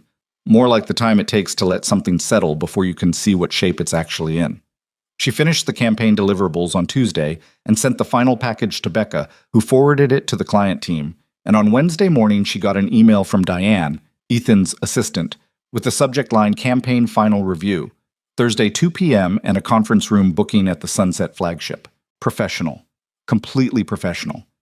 Just the job, just the work, just the normal end-of-project review that always happened. She confirmed the meeting. Thursday came. She wore actual clothes. Not the black dress her mother had chosen and not the sweatpants of her original plan, but her own things. Dark jeans, a good jacket, boots that had taken 3 years to break in properly. She looked like herself. That felt important. The conference room had the full campaign laid out. Print boards, digital mock-ups, the video edits on a loop on the screen at the end of the table. Becca was there, and 2 people from the Callaway marketing team, and Diane. Ethan came in 2 minutes after Lena, which meant he'd timed it so she'd be settled before he arrived, and she noticed that even if she didn't acknowledge it. He looked at her when he came in. One look, direct and brief. The kind that is checking in rather than asking anything. She gave him a small nod. He sat down. The review took 90 minutes. It was entirely professional and entirely good. The marketing team had strong responses to the work. There were 2 minor revision requests that were genuinely minor, and the overall direction was confirmed. Lena presented the concept rationale clearly and answered questions without over-explaining, which was always how she knew a project had been built on something solid. When it was over and the room was clearing, she was packing up her boards when she heard the others leave and realized Ethan had stayed. Good work, he said, plain, direct. Thank you. She kept moving. Lena? She stopped, straightened up, looked at him. He was across the table from her, not close, his jacket off, and his sleeves rolled the way they always were by afternoon. He looked like someone who had been waiting a week to say something and had spent that week deciding whether the thing was worth saying. Sophie has a school thing on Saturday, he said. It's a market. The kids sell things they made. She made about 40 paper animals, and she's very serious about the sales potential. He paused. She asked if you were coming. Lena looked at him. I didn't tell her to ask, he said quickly. I didn't suggest it. She asks about you, regularly, with a frequency that I find both endearing and slightly complicated. Despite everything, despite the entire accumulated weight of the past several weeks, Lena felt the corner of her mouth move. How many paper animals? At last count, 43. She's added 3 since the weekend. There's a whole giraffe situation. A giraffe situation. She's very proud of the neck. The neck took a long time. Something moved in his expression. The specific, helpless warmth of a parent describing a child's work and being unable to fully suppress how much they love it. Lena set her last board down. What time on Saturday? 10, he said. It's at her school, Eastside Elementary on Rowena. You don't have to. I told her I'd ask and that you were busy, so there's no... I'll be there at 10, she said. The silence that followed was the softer kind, the kind that has something in it rather than around it. Okay, he said. Okay, she said. She picked up her boards and her bag and left the room. In the hallway, she exhaled slowly and walked to the elevator and thought, you are making choices now. Make them clearly. The school market on Saturday was held in the gymnasium and spilled out into the parking lot, and it smelled like a combination of construction paper and baked goods and the specific organized chaos of 30-something small children who had each decided their product was the most important product at the market. Sophie's table was near the back of the gym, covered in a hand-decorated tablecloth that appeared to have been made with stamps. A repeating pattern of elephants and stars that Lena recognized as the work of someone who had taken the presentation very seriously. The paper animals were arranged by species, each one with a small handwritten price tag. Gerald sat at the corner of the table in an official-looking position that suggested he was either security or a business partner. Sophie saw Lena before Lena reached the table and did the full-body reaction of a 6-year-old who has been hoping for something and had it arrive. Arms wide, immediate movement forward. She stopped just short of Lena in a way that suggested someone had recently had a conversation with her about not barreling into people. You came, she said, with the gravity of a person confirming an important appointment. I came, Lena said, crouching down to her level. I heard there was a giraffe situation. Sophie's face became entirely serious. The neck was very hard. She turned back to the table and pointed to a paper giraffe in the back row, neck slightly listing to the left, but absolutely committed to its height. It kept falling over. I used extra tape. The extra tape was the right call, Lena said. That's what I said, Sophie said, with the satisfaction of someone who has been vindicated. Ethan was standing at the side of the table with a coffee cup that appeared to be from a nearby stand, wearing jeans and a soft gray sweater, which was the most casually she'd ever seen him dressed, and which she processed and then deliberately set aside. He looked at her with an expression that was carefully not too much of anything. She gave him a nod that was also carefully calibrated. The giraffe is $2.50, Sophie told her. But I'll do $2 because you came. I'll pay the full $2.50, Lena said seriously. Sophie considered this. Okay, she said, but you can have the elephant too. That one's $1, but I'm giving it to you free because Gerald likes you. Lena looked at Gerald in his corner. I'm honored by Gerald's endorsement. He doesn't like everyone, Sophie said. This appeared to be a true statement, delivered without irony. She spent an hour at the market. She bought the giraffe and the elephant and a small paper crane that Sophie had made from gold paper and presented as a special item not for general sale. She met Sophie's teacher, a tired and warm woman named Ms. Delgado, who said Sophie talked about the color campaign frequently and with great authority. She ate half a baked good from the 4th grade table that turned out to be a very ambitious lemon bar. Ethan stayed mostly at the edge of things, present but not inserting himself, which she appreciated more than she could comfortably say. He was good at that, at being in a space without demanding that the space organize itself around him. It was probably the opposite of how he'd been raised. When Sophie's inventory was dramatically reduced and she was deep in negotiation with another child about a potential trade involving a paper dog, Ethan moved to stand beside Lena at the side of the room. She sold 31 animals, he said. She's going to be terrifying in business, Lena said. I think about that, he said. What she'll be like at 20, whether I'll have done enough right to counteract everything I'll inevitably do wrong. Lena looked at Sophie, who was now gesturing with some authority at the paper dog in question. You'll have done enough, she said. You can't know that. No, she agreed. But watching you with her for the last 2 months, you're paying attention. Most of the damage parents do comes from not paying attention. You're paying attention. He was quiet for a moment.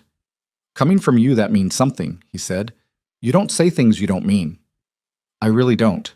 They stood there in the gymnasium, which smelled like construction paper and coffee and the specific human warmth of a lot of small people being proud of themselves in one space. And Lena thought, this is what ordinary looks like. This is what it feels like when nothing is being performed. She'd forgotten what that felt like with another person. She hadn't realized she'd forgotten until she felt it. Can we walk? She said. After this? Is Sophie? She's going home with my neighbor's family after the market. It's already arranged. He glanced at her carefully. Yes, we can walk. They walked through the neighborhood around the school, the kind of quiet residential streets that exist in Los Angeles, like small arguments against the city's reputation. All old trees and uneven sidewalks and houses with personalities. The afternoon was cool, one of those November LA days that feels like fall, the way the city occasionally remembers it's supposed to. Lena walked with her hands in her jacket pockets. He walked beside her without crowding the space. I've been thinking, she said, about what you said, in the warehouse, that you looked for me. I did. I want to believe that, she said. I do believe it, actually. The believing isn't the problem. She stopped walking, turned slightly.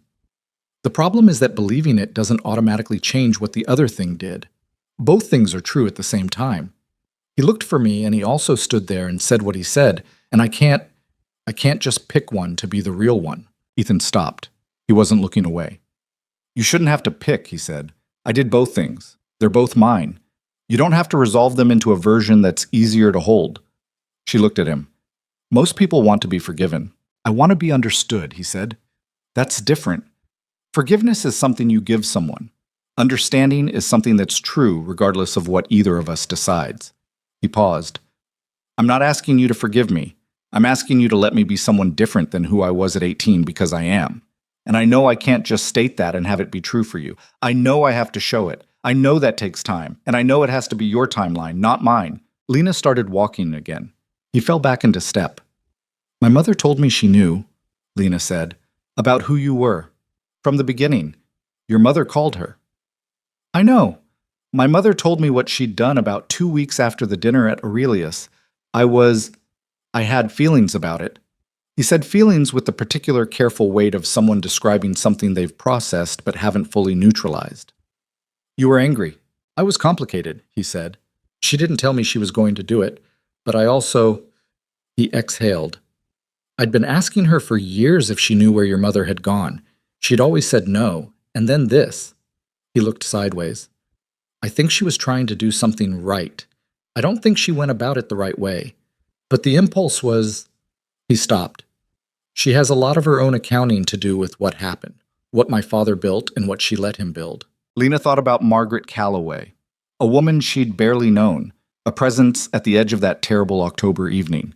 She thought about a mother carrying something for years and deciding to try to set it down in whatever way was available to her. I'm not angry at her, Lena said. I should probably be, but I'm not. She'd be relieved to know that. They turned a corner and the street opened up slightly.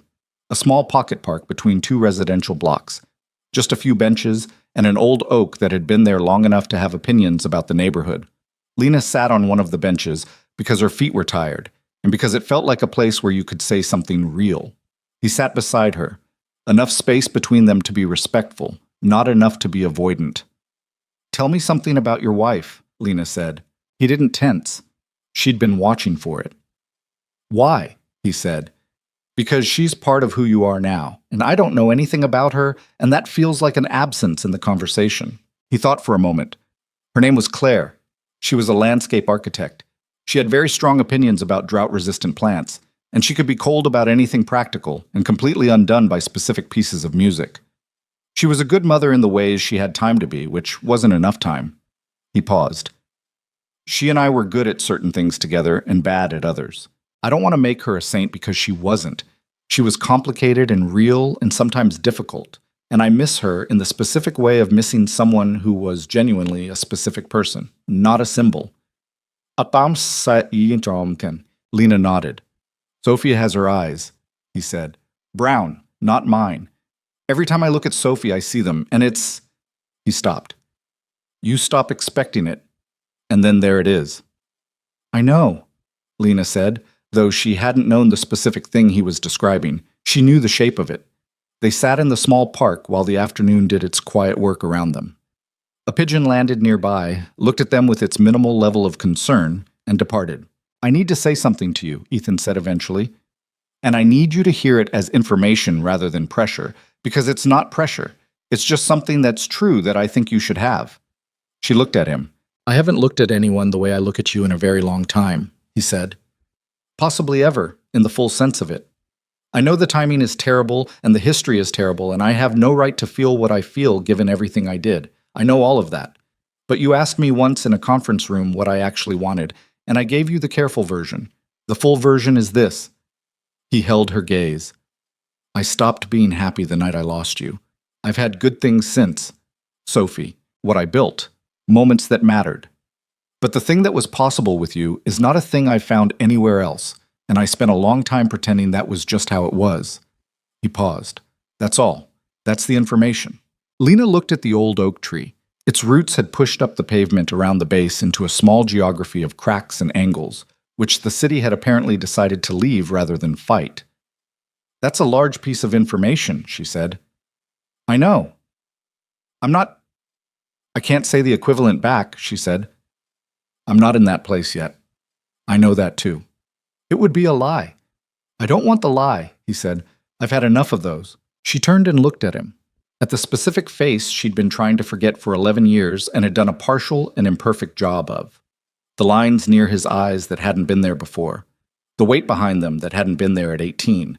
The way he sat on a park bench, not performing anything, not managing anything, just sitting there being exactly the complicated, flawed, tired, trying person he currently was. I need to go slow, she said. Something in his face changed. Not relief exactly, something quieter and more lasting. As slow as you need, he said. I mean, actually slow, she said. Not, I'll feel differently next week slow. I mean, I have 11 years of being alone in a specific way. I've built a life in that shape. I don't know how to just open a door in it without the whole structure shifting. I know, he said. I'm not asking you to open a door. I'm asking if I can sit on the step outside it for a while. She looked at him for a moment. Then she said, Don't push. I won't. If you push, I'll go backward faster than I came forward. I know. And I need... She stopped, started again. I need you to understand that the work matters to me independently of whatever this is. The campaign, the creative, that's mine. I need that to stay mine. It was always yours, he said. None of that changes. She looked at her hands in her lap. The paper giraffe from Sophie was in her bag, carefully wrapped. She'd carry it home and put it somewhere it wouldn't get damaged, and she understood that fact about herself without needing to analyze it.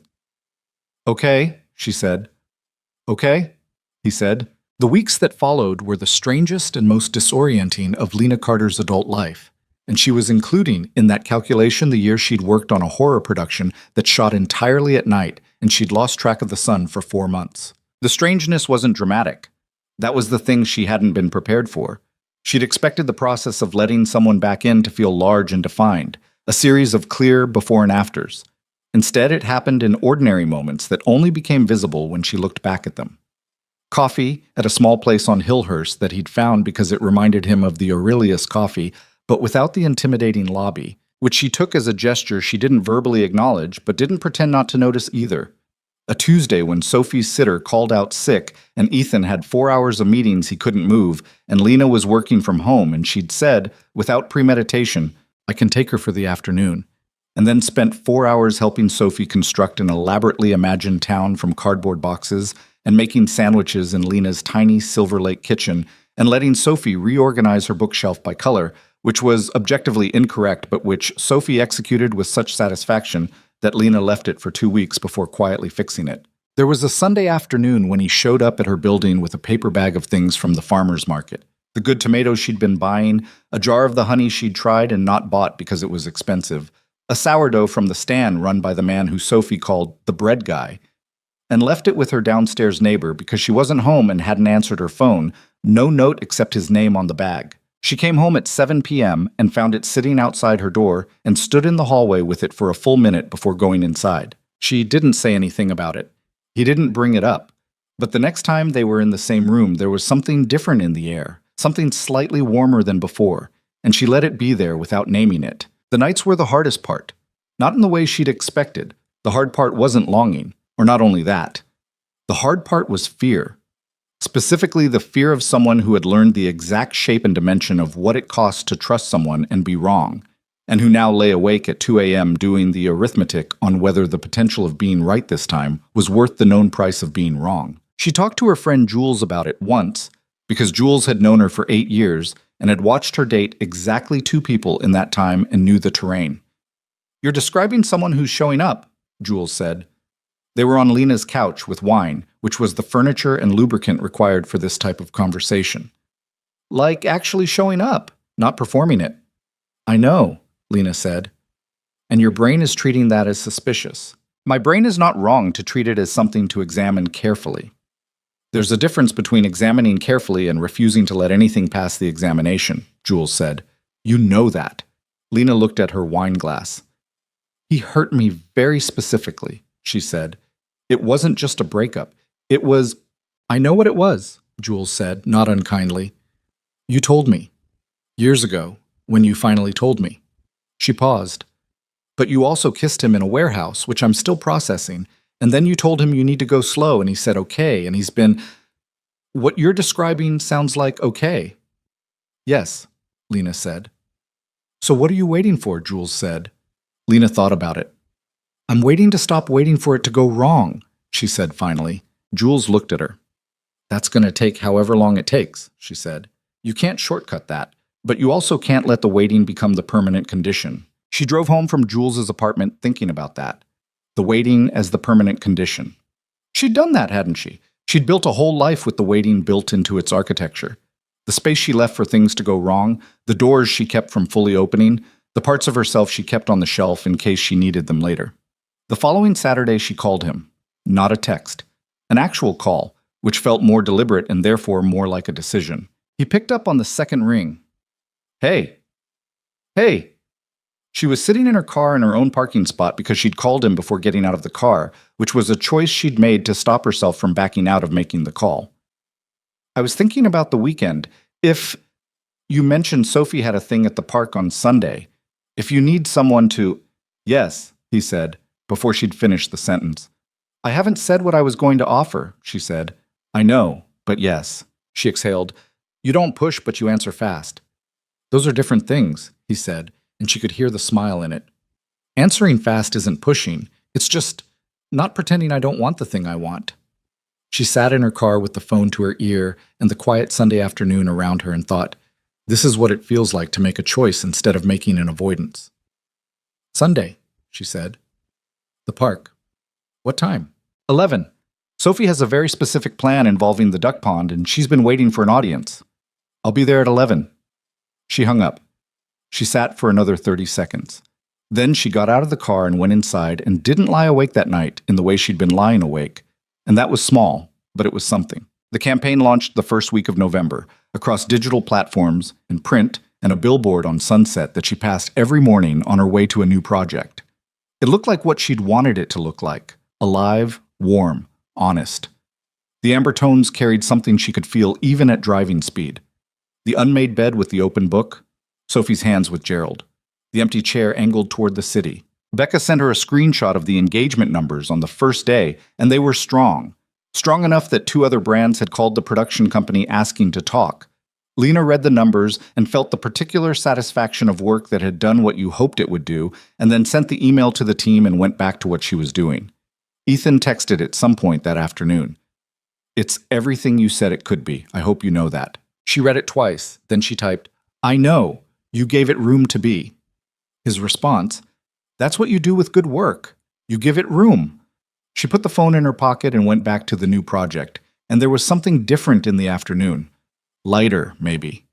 Less weight in the place where weight had been living for 11 years. Not gone. She wasn't going to pretend it was gone, but lighter. And lightness, when you've been carrying something long enough, is its own remarkable thing. That evening, she stopped at the billboard on her way home, pulled over on Sunset in the 10-second gap between cars where you can briefly stop if you're committed to it, and looked at it. The amber and the warmth and the evidence of the interrupted moment scaled to 20 feet and lit against the early dark. She'd made that. Out of old hurt and new morning light and 43 paper animals and coffee at 9:30, and a man sitting in a chair in her office being exactly as complicated and real as she was. She pulled back into traffic and drove home. She had a voicemail from her mother when she got there. She listened to it while she changed her shoes. Her mother's voice, warm and slightly tentative in the way it got when she wanted to ask something without seeming like she was asking. "I heard the campaign launched. I saw it online. Lena, it's beautiful. You should be proud." A pause. "Call me when you have a minute. I want to hear your voice. That's all." Lena sat on the edge of her bed with her phone in her hand. Through the window, the Silver Lake evening was doing its particular thing. The orange-gold light on the hills. The sound of the neighborhood settling into itself. Someone cooking something that smelled like garlic and something good. She called her mother back. Her mother picked up immediately, which she always did when Lena called, which was something Lena was going to stop taking for granted. "It launched," Lena said. "It's gorgeous," her mother said. "The colors." "Lena." "I know." "How are you?" Her mother said it with the weight that meant actually not just okay. Lena thought about Sunday at the park and Sophie's duck pond plan and the choice she'd made in the parking lot rather than the avoidance. She thought about lightness and what 11 years of weight felt like when it shifted incrementally, millimeter by millimeter, towards something that might become possible. "I'm getting there," she said. Her mother was quiet for a moment. Then, "That's enough, baby. Getting there is enough." Lena looked out the window at the amber evening and thought that maybe, for now, it was. Getting there, it turned out, looked different than she'd expected. She'd imagined in the abstract, unexamined way you imagine things you're not sure you actually want, that if she ever let herself move towards something with Ethan Callaway, there would be a clear moment, a defined threshold, something she could point to and say, before this and after this. That was how her brain had always organized things, in clean architectural lines, before and after, inside and outside, safe and not safe. Instead, it happened the way the light changes in the amber palette she'd built for the campaign, so gradually that you only noticed it had changed when you looked away and then looked back. November moved into December. The new project Lena had taken, a limited series for a streaming platform, period drama, 1970s Los Angeles, kept her busy in the particular consuming way of good work. She was sourcing and pulling and building looks for 11 recurring characters, which meant her Silver Lake apartment had fabric swatches taped to every available wall and a rolling rack blocking the closet door and reference images pinned above her desk in overlapping layers that only made sense to her. Ethan saw the apartment in that state for the first time on a Wednesday evening when he came to pick up Sophie, who had spent the afternoon there while her regular after-school sitter dealt with a family thing, and he stood in the doorway of Lena's living room and looked at the organized chaos of her working space with an expression she recognized as genuine interest. "This is how you think," he said.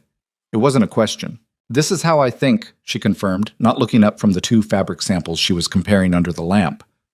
"It looks like someone's mind made visible." "That's exactly what it is." She held both samples up. "Which one reads more like 1974 to you?" "Not literally, emotionally." He came closer, which she'd stopped tracking as a notable event somewhere around the 4th Sunday at the park. He looked at both samples seriously. "That one," he said, pointing to the left. "The other one is trying too hard." She looked at the sample. He was right. She put the other one back in the discard pile and didn't comment on the accuracy, but he'd been in enough creative conversations with her to know what the silence meant. Sophie appeared from the kitchen, where she'd been finishing a snack, still holding a cracker. She looked at the fabric samples and said, "That one's better," pointing at the same one Ethan had pointed to. "You two are unnervingly aligned," Lena said. "Gerald agrees too," Sophie said, nodding at the stuffed elephant, which was sitting on Lena's couch, with the settled comfort of a guest who has been here before and knows where things are, which he had. Which he did. Lena looked at Gerald on her couch and thought, at some point this became ordinary, and I didn't fight it hard enough, and now I'm not sure I want to. The thing about ordinary was that she'd spent so long treating it as something other people had, not her, specifically, not the version of herself that had been shaped by the October night and the Fairfax apartment and 11 years of making do and making something, that when it appeared in her own living room in the form of a 6-year-old and a stuffed elephant and a man pointing at fabric samples with actual consideration, she almost didn't recognize it. Almost. The complication arrived on a Friday, the way complications usually do, without announcement, disguised as something routine. Lena was at the Callaway Collection flagship for a follow-up meeting about a secondary campaign that had spun off from the first one's success, and she was waiting for the elevator when she heard her name spoken behind her in a voice she didn't immediately recognize. She turned. A man she'd never seen before, 60, expensive suit, silver hair worn with the confidence of someone who considered it an asset, was looking at her from across the lobby with an expression that was simultaneously curious and assessing and several other things she couldn't read fast enough. "You're Lena Carter," he said. Not a question. The creative lead on the campaign. "Yes." She kept her voice neutral. "Can I help you?" He crossed the lobby toward her. His walk was the walk of a man who had never in his adult life needed to move out of anyone's way. "Richard Callaway," he said. The elevator arrived. She didn't get on it.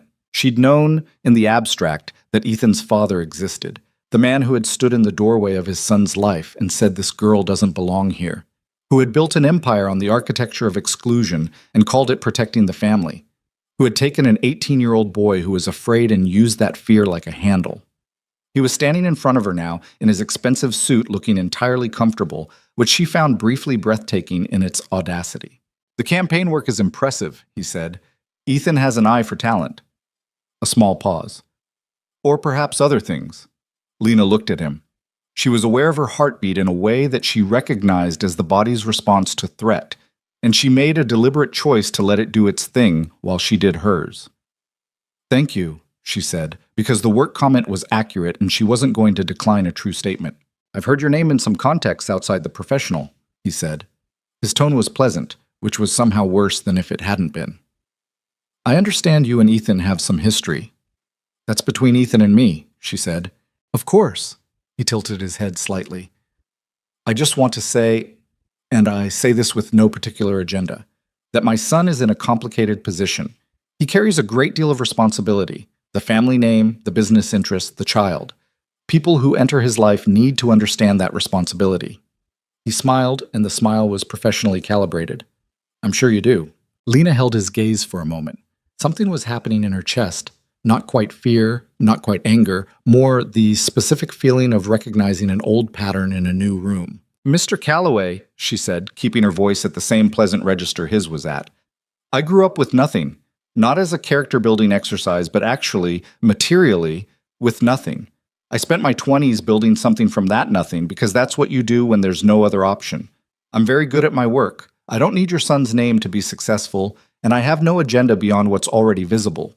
She paused. "So if what you're doing right now is what I think you're doing, I'd like you to know that it's not going to land the way you're hoping." Something moved in his face. Surprise, maybe. Or reassessment. "I'm not sure what you think," he started. "I think you came down here because you heard I was in the building," she said. "I think you wanted to see what you were dealing with. And I think you've made this kind of approach before, to someone who was younger and less certain than I am. And it worked then." She picked up her bag. "It won't work now. I hope your afternoon is good." She got on the next elevator. Her hands were steady. She noted that with something close to pride. She called Ethan from the 4th floor. He picked up in 2 rings. "Your father is in the lobby," she said. A beat of silence, then, "Lena, I'm fine," she said. "He introduced himself and said some things, and I said some things back, and it was fine. I'm not calling because I need rescuing." She paused. "I'm calling because I think you should know he's here, and I think we should talk. Not right now, but soon." Another beat. His voice when it came back was quiet and controlled in the way she recognized as someone managing something they're genuinely angry about. "I'll come up. Finish what you're doing," she said. "I have a meeting. We'll talk after." "Lena." "I'm genuinely fine," she said. "He's not 18 years ago, and neither am I." She meant it. That was the thing she held on to for the rest of the afternoon. She meant it. Richard Callaway in the lobby had felt like a test she hadn't known she was taking, and she had not only passed it, but passed it without performing anything. She'd just said what was true and stood where she was standing, and that had been sufficient. The meeting with Ethan happened at 6:30, after the building had cleared and the day staff had largely gone home, and the Sunset flagship had the particular late evening quality it got. warm and quiet and lit from everywhere invisible. He came to the small creative space which had become, over the preceding weeks, the room where they talked about things that mattered. He looked tired in a way that was specific. The tired of someone who has been bracing for a thing and had the thing arrive. "Tell me what he said," Ethan said. She told him, plainly and without editorializing. He listened. She could see him getting very controlled in the way he did when he was angry. Not cold, exactly, but compressed, like someone turning down a dial deliberately. When she finished, he was quiet for a moment. Then, "I'm sorry." "You don't have to apologize for him. He's my father," Ethan said. "I can't fully separate those things. What he does in this building, in my name, with my people," he stopped. "I told him 6 months ago that his role in the company was changing. I've been moving him out of day-to-day influence for over a year.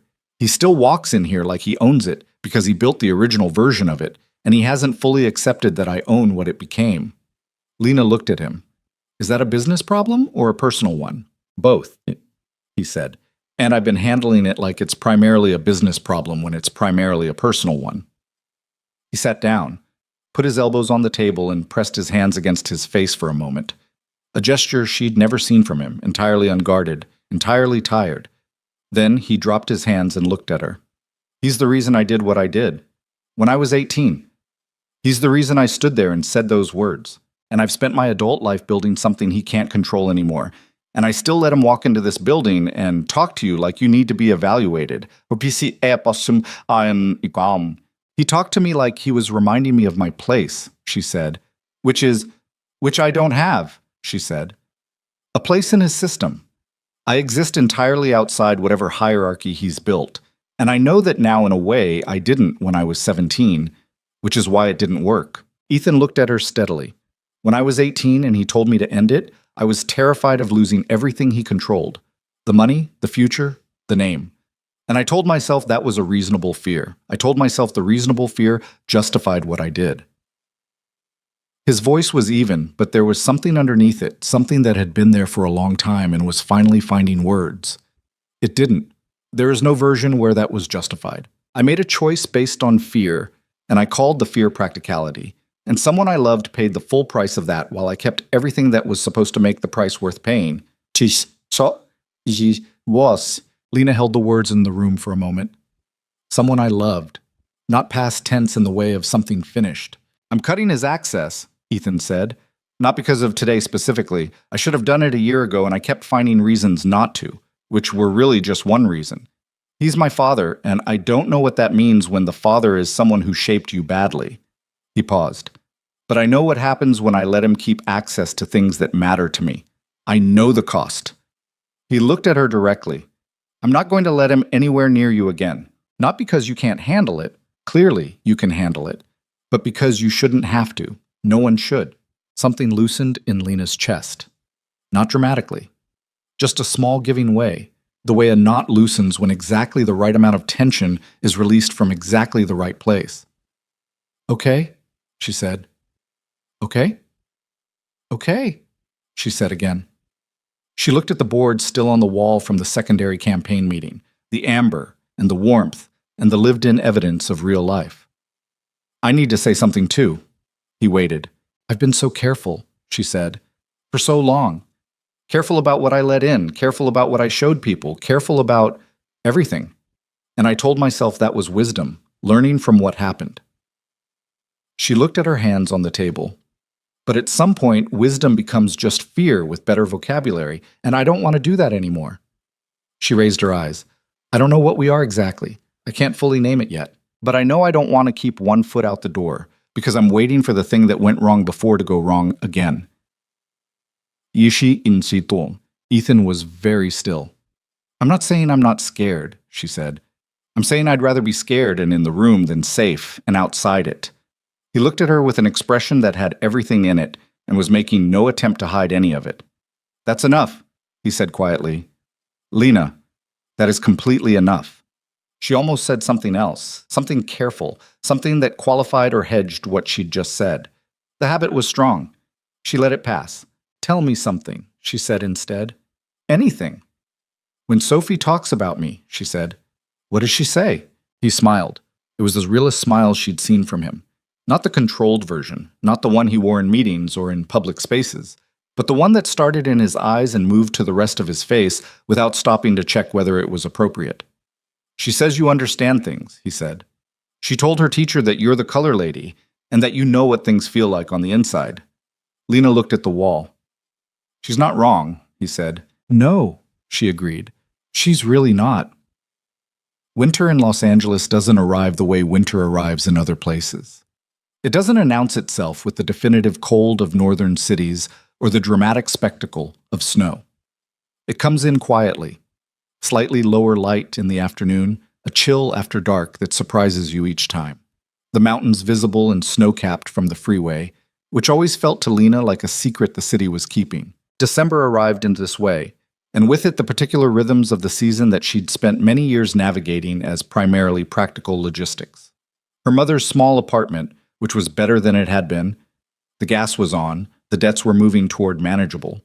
The pressure had receded from the specific crushing kind to the ordinary kind that everyone carries. The success of the Callaway campaign had brought enough new accounts to the production company that Lena's rate had been renegotiated, not dramatically but meaningfully, and she'd been able to help with some of what her mother was still carrying without making it a transaction. Her mother didn't cry when Lena transferred the money. She just said, "Thank you, baby," in the voice she used when she couldn't say the larger thing, and Lena said, "It's fine, Mom," in the voice she used when she wanted to say the larger thing, but didn't know how to without both of them falling apart. They had dinner together on a Sunday, just the two of them, in her mother's apartment on the east side.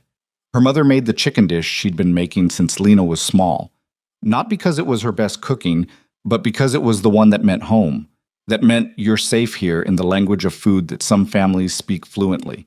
They ate at the small kitchen table and talked about the new project and about a show her mother was watching and about the neighbor downstairs who had gotten a new dog with complicated feelings about mail carriers. At some point, her mother said carefully, "How are things with Ethan?" "Good," Lena said. Her mother looked at her with the particular attention of a woman who has watched her daughter manage things alone for a decade. "Good like manageable or good like actually good?" Lena thought about it. "Actually good," she said, slowly. "But actually." Her mother reached across the table and covered Lena's hand with hers briefly. She didn't say anything. She didn't need to. The moment that shifted everything, and there was a moment, one specific moment, even though Lena had told herself it would be gradual, happened on a Tuesday evening in the second week of December. Sophie had lost a tooth. This was apparently an event of enormous significance, treated with the gravity it deserved by all parties. Lena was at the penthouse with Ethan going over the preliminary scope of the secondary campaign, when Sophie came running from the bathroom holding a very small tooth in her palm with the triumphant energy of someone who has accomplished something genuinely difficult. "It came out," she announced. "I was brushing, and it just... Look!" Lena leaned over to look at the tooth, which Sophie was presenting at maximum proximity. "That's a big one," Lena said. "It's the front one," Sophie said. "Now I have a hole." She opened her mouth wide to demonstrate the gap with complete unself-consciousness. "Daddy says I'll look like a pirate." "Daddy's not wrong," Lena said. Sophie snapped her mouth closed and turned the tooth over in her palm with the focused attention of a scientist examining a specimen. "I'm going to put it under my pillow," she said. Then she looked up at Lena with an expression of sudden and serious intent. "Will you stay until I'm asleep? I want to make sure it gets done right." The room was quiet. Ethan, from his side of the table, said nothing. He was looking at Sophie with that expression Lena knew, the one that had everything in it.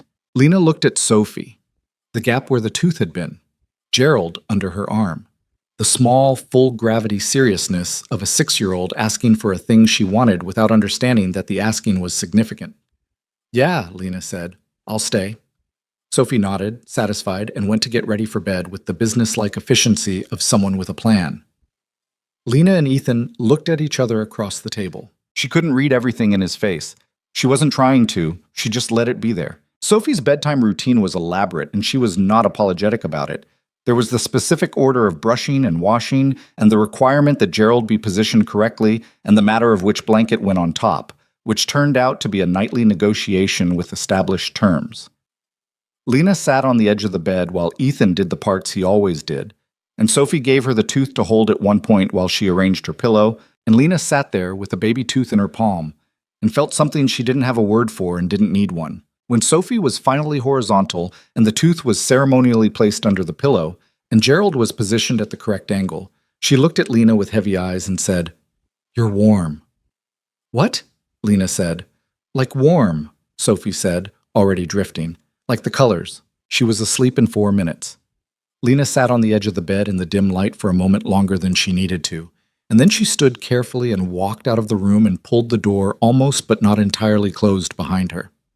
Ethan was in the main room at the window. The city below was doing what it always did at this hour, spread out gold and orange and continuous in every direction, Los Angeles being enormously, indifferently, beautifully itself. She came to stand beside him, not close enough to be anything she hadn't decided to be. Just beside him, both of them looking at the city. She said, "I'm warm," Lena said. "Like the colors." "She's been saying that for weeks," he said. "I didn't repeat it because I didn't want to make you feel—" He stopped. "Responsible for something," she said. "Yes." She looked at the city. "I don't feel responsible," she said. "I feel—" She paused, looking for the right word and deciding honesty didn't require the right word, only the true one. "I feel like I've been standing outside something warm for a very long time, and I finally walked in." He turned to look at her. She kept looking at the city for another second, because she needed the second, and then she turned to look at him too. "I'm in the room," she said. "I told you I was scared, and in the room. I meant it." He raised his hand slowly, carefully, with the specific deliberateness of someone who knows what slow means to this particular person, and touched her face. Just that, his hand against her jaw, warm and still. "I know," he said. She put her hand over his. Her fingers were cold from the window glass and his were warm, and the contrast was exactly what it was. And she let it be exactly that rather than trying to make it more. She kissed him this time, without urgency. Not the warehouse kiss, which had been years of pressure finding the one unlocked door and pouring through it. This was something different, quiet and decided, the kiss of someone who has made a choice with their eyes open and intends to stand behind it. He kissed her back the same way, like he understood the difference.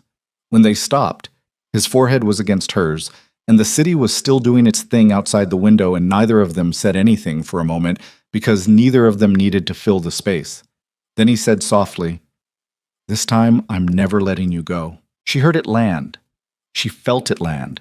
And for once, for the first time in 11 years, she didn't flinch at a promise. She didn't build a contingency around it. She didn't file it in the category of things people say that you should not depend on. She just let it be true. Right now, in this room, with the city below them and Sophie asleep down the hall with a tooth under her pillow and Gerald at the correct angle, she let it be true. "Okay," she said, not as surrender, as choice. The weeks that followed were not perfect because nothing that is real is perfect. There was a difficult phone call between Ethan and his father that Ethan told her about afterward, sitting at her kitchen table with a cup of tea she'd made because he'd looked like he needed something warm to hold. It had not gone cleanly. His father had said things that were the things men like Richard Calloway say when the architecture they've built around their children starts coming apart. Things about responsibility and legacy and what the family was owed. Ethan had said things back that were the things you say when you finally mean them. It had ended without resolution, which was its own kind of resolution. "Are you okay?" she'd asked. "I'm processing," he said. He turned the teacup in his hands. "He's still my father. That's not going to stop being complicated." "No," she agreed. "It's not. But I know what I'm choosing," he said. "I know what side of that I'm on." He looked at her. "I've known for a while. I just needed to say it out loud to him." She reached across the table and put her hand over his, the way her mother had done to her at the small kitchen table, briefly and without requiring words. He turned his hand over under hers and held it. That was the shape of it. Not grand gestures, not the sweep of things in movies where the music tells you how to feel. Just two people at a kitchen table in Silver Lake with tea getting cold, holding on. Her own life was shifting in ways she was still mapping. The new series, the 1970s drama, was getting serious attention. The showrunner had told her, in the blunt way of showrunners who've learned that oblique praise gets misread, that her work on the period looks was the best he'd seen in his career. She'd said thank you without immediately minimizing it, which was new. The show had been picked up for a second season before the first had even aired, and her contract had been expanded and renegotiated with a number attached to it that she'd had to sit with for a full day before it started to feel real. She called Becca and said, "I think we should talk about taking on a third production." Becca had said, "I've been waiting for you to say that for 2 years."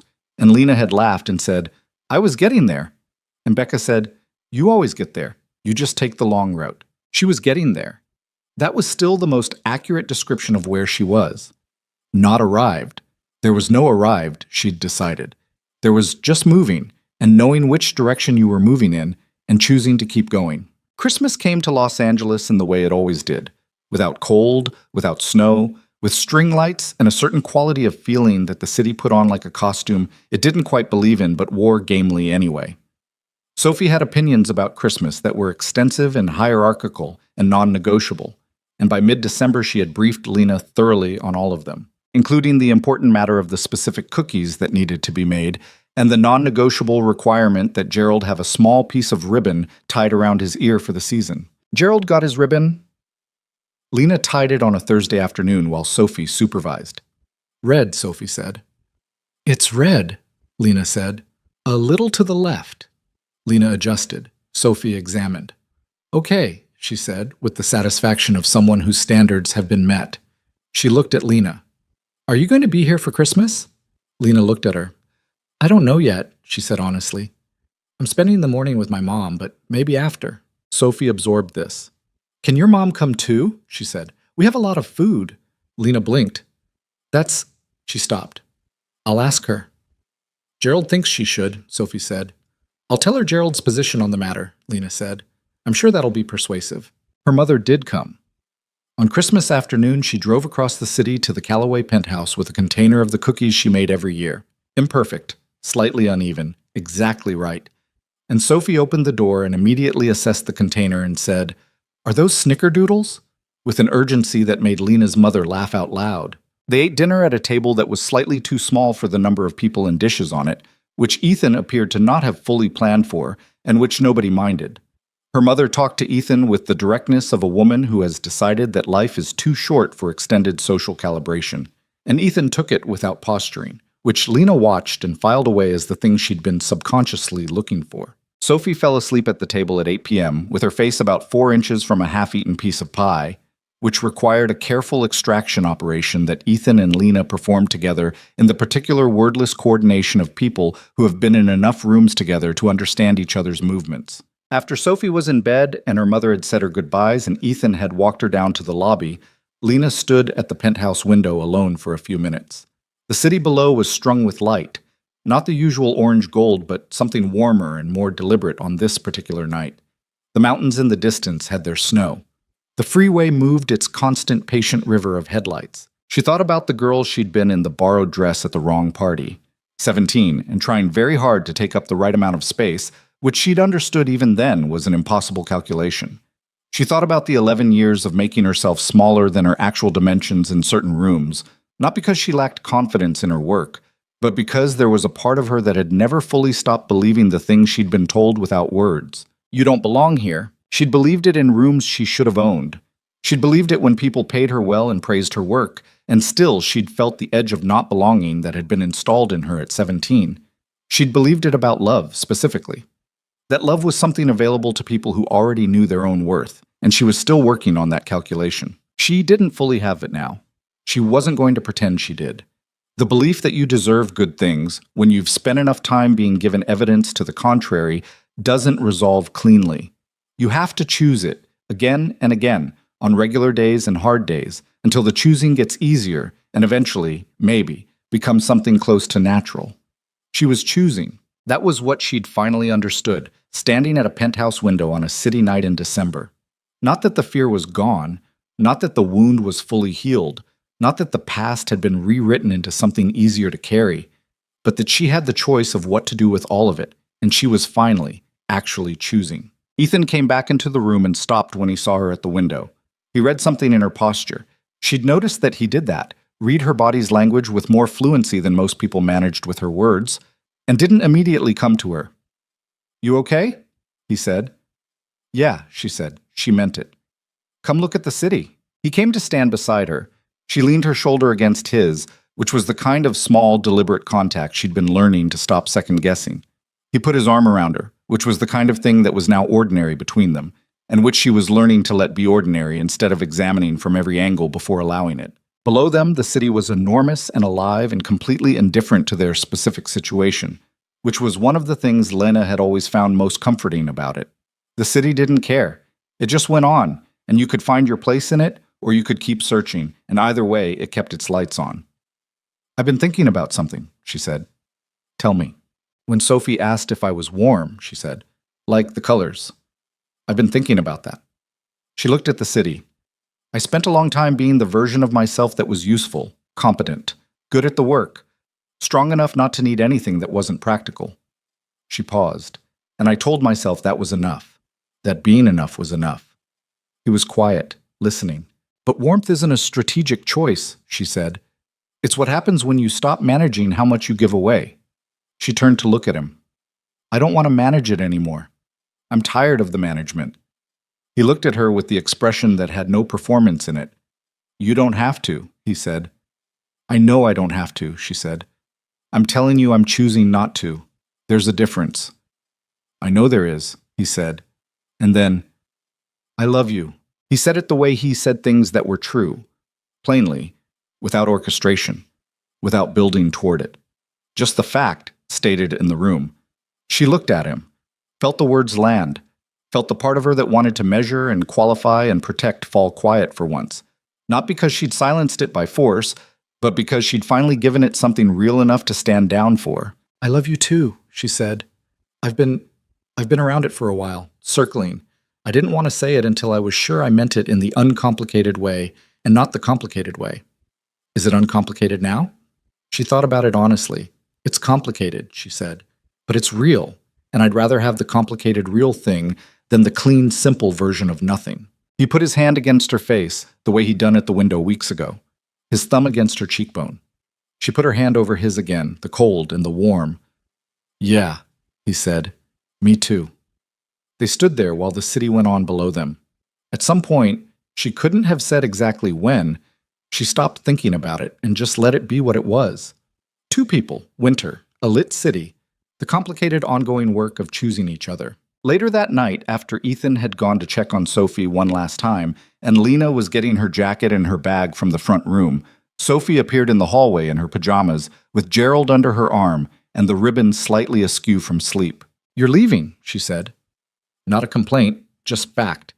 She said things directly, which Lena had always found refreshing, and which she recognized as a quality that would make Sophie's life significantly easier in some rooms and significantly harder in others, and she hoped someone would tell her that was a strength.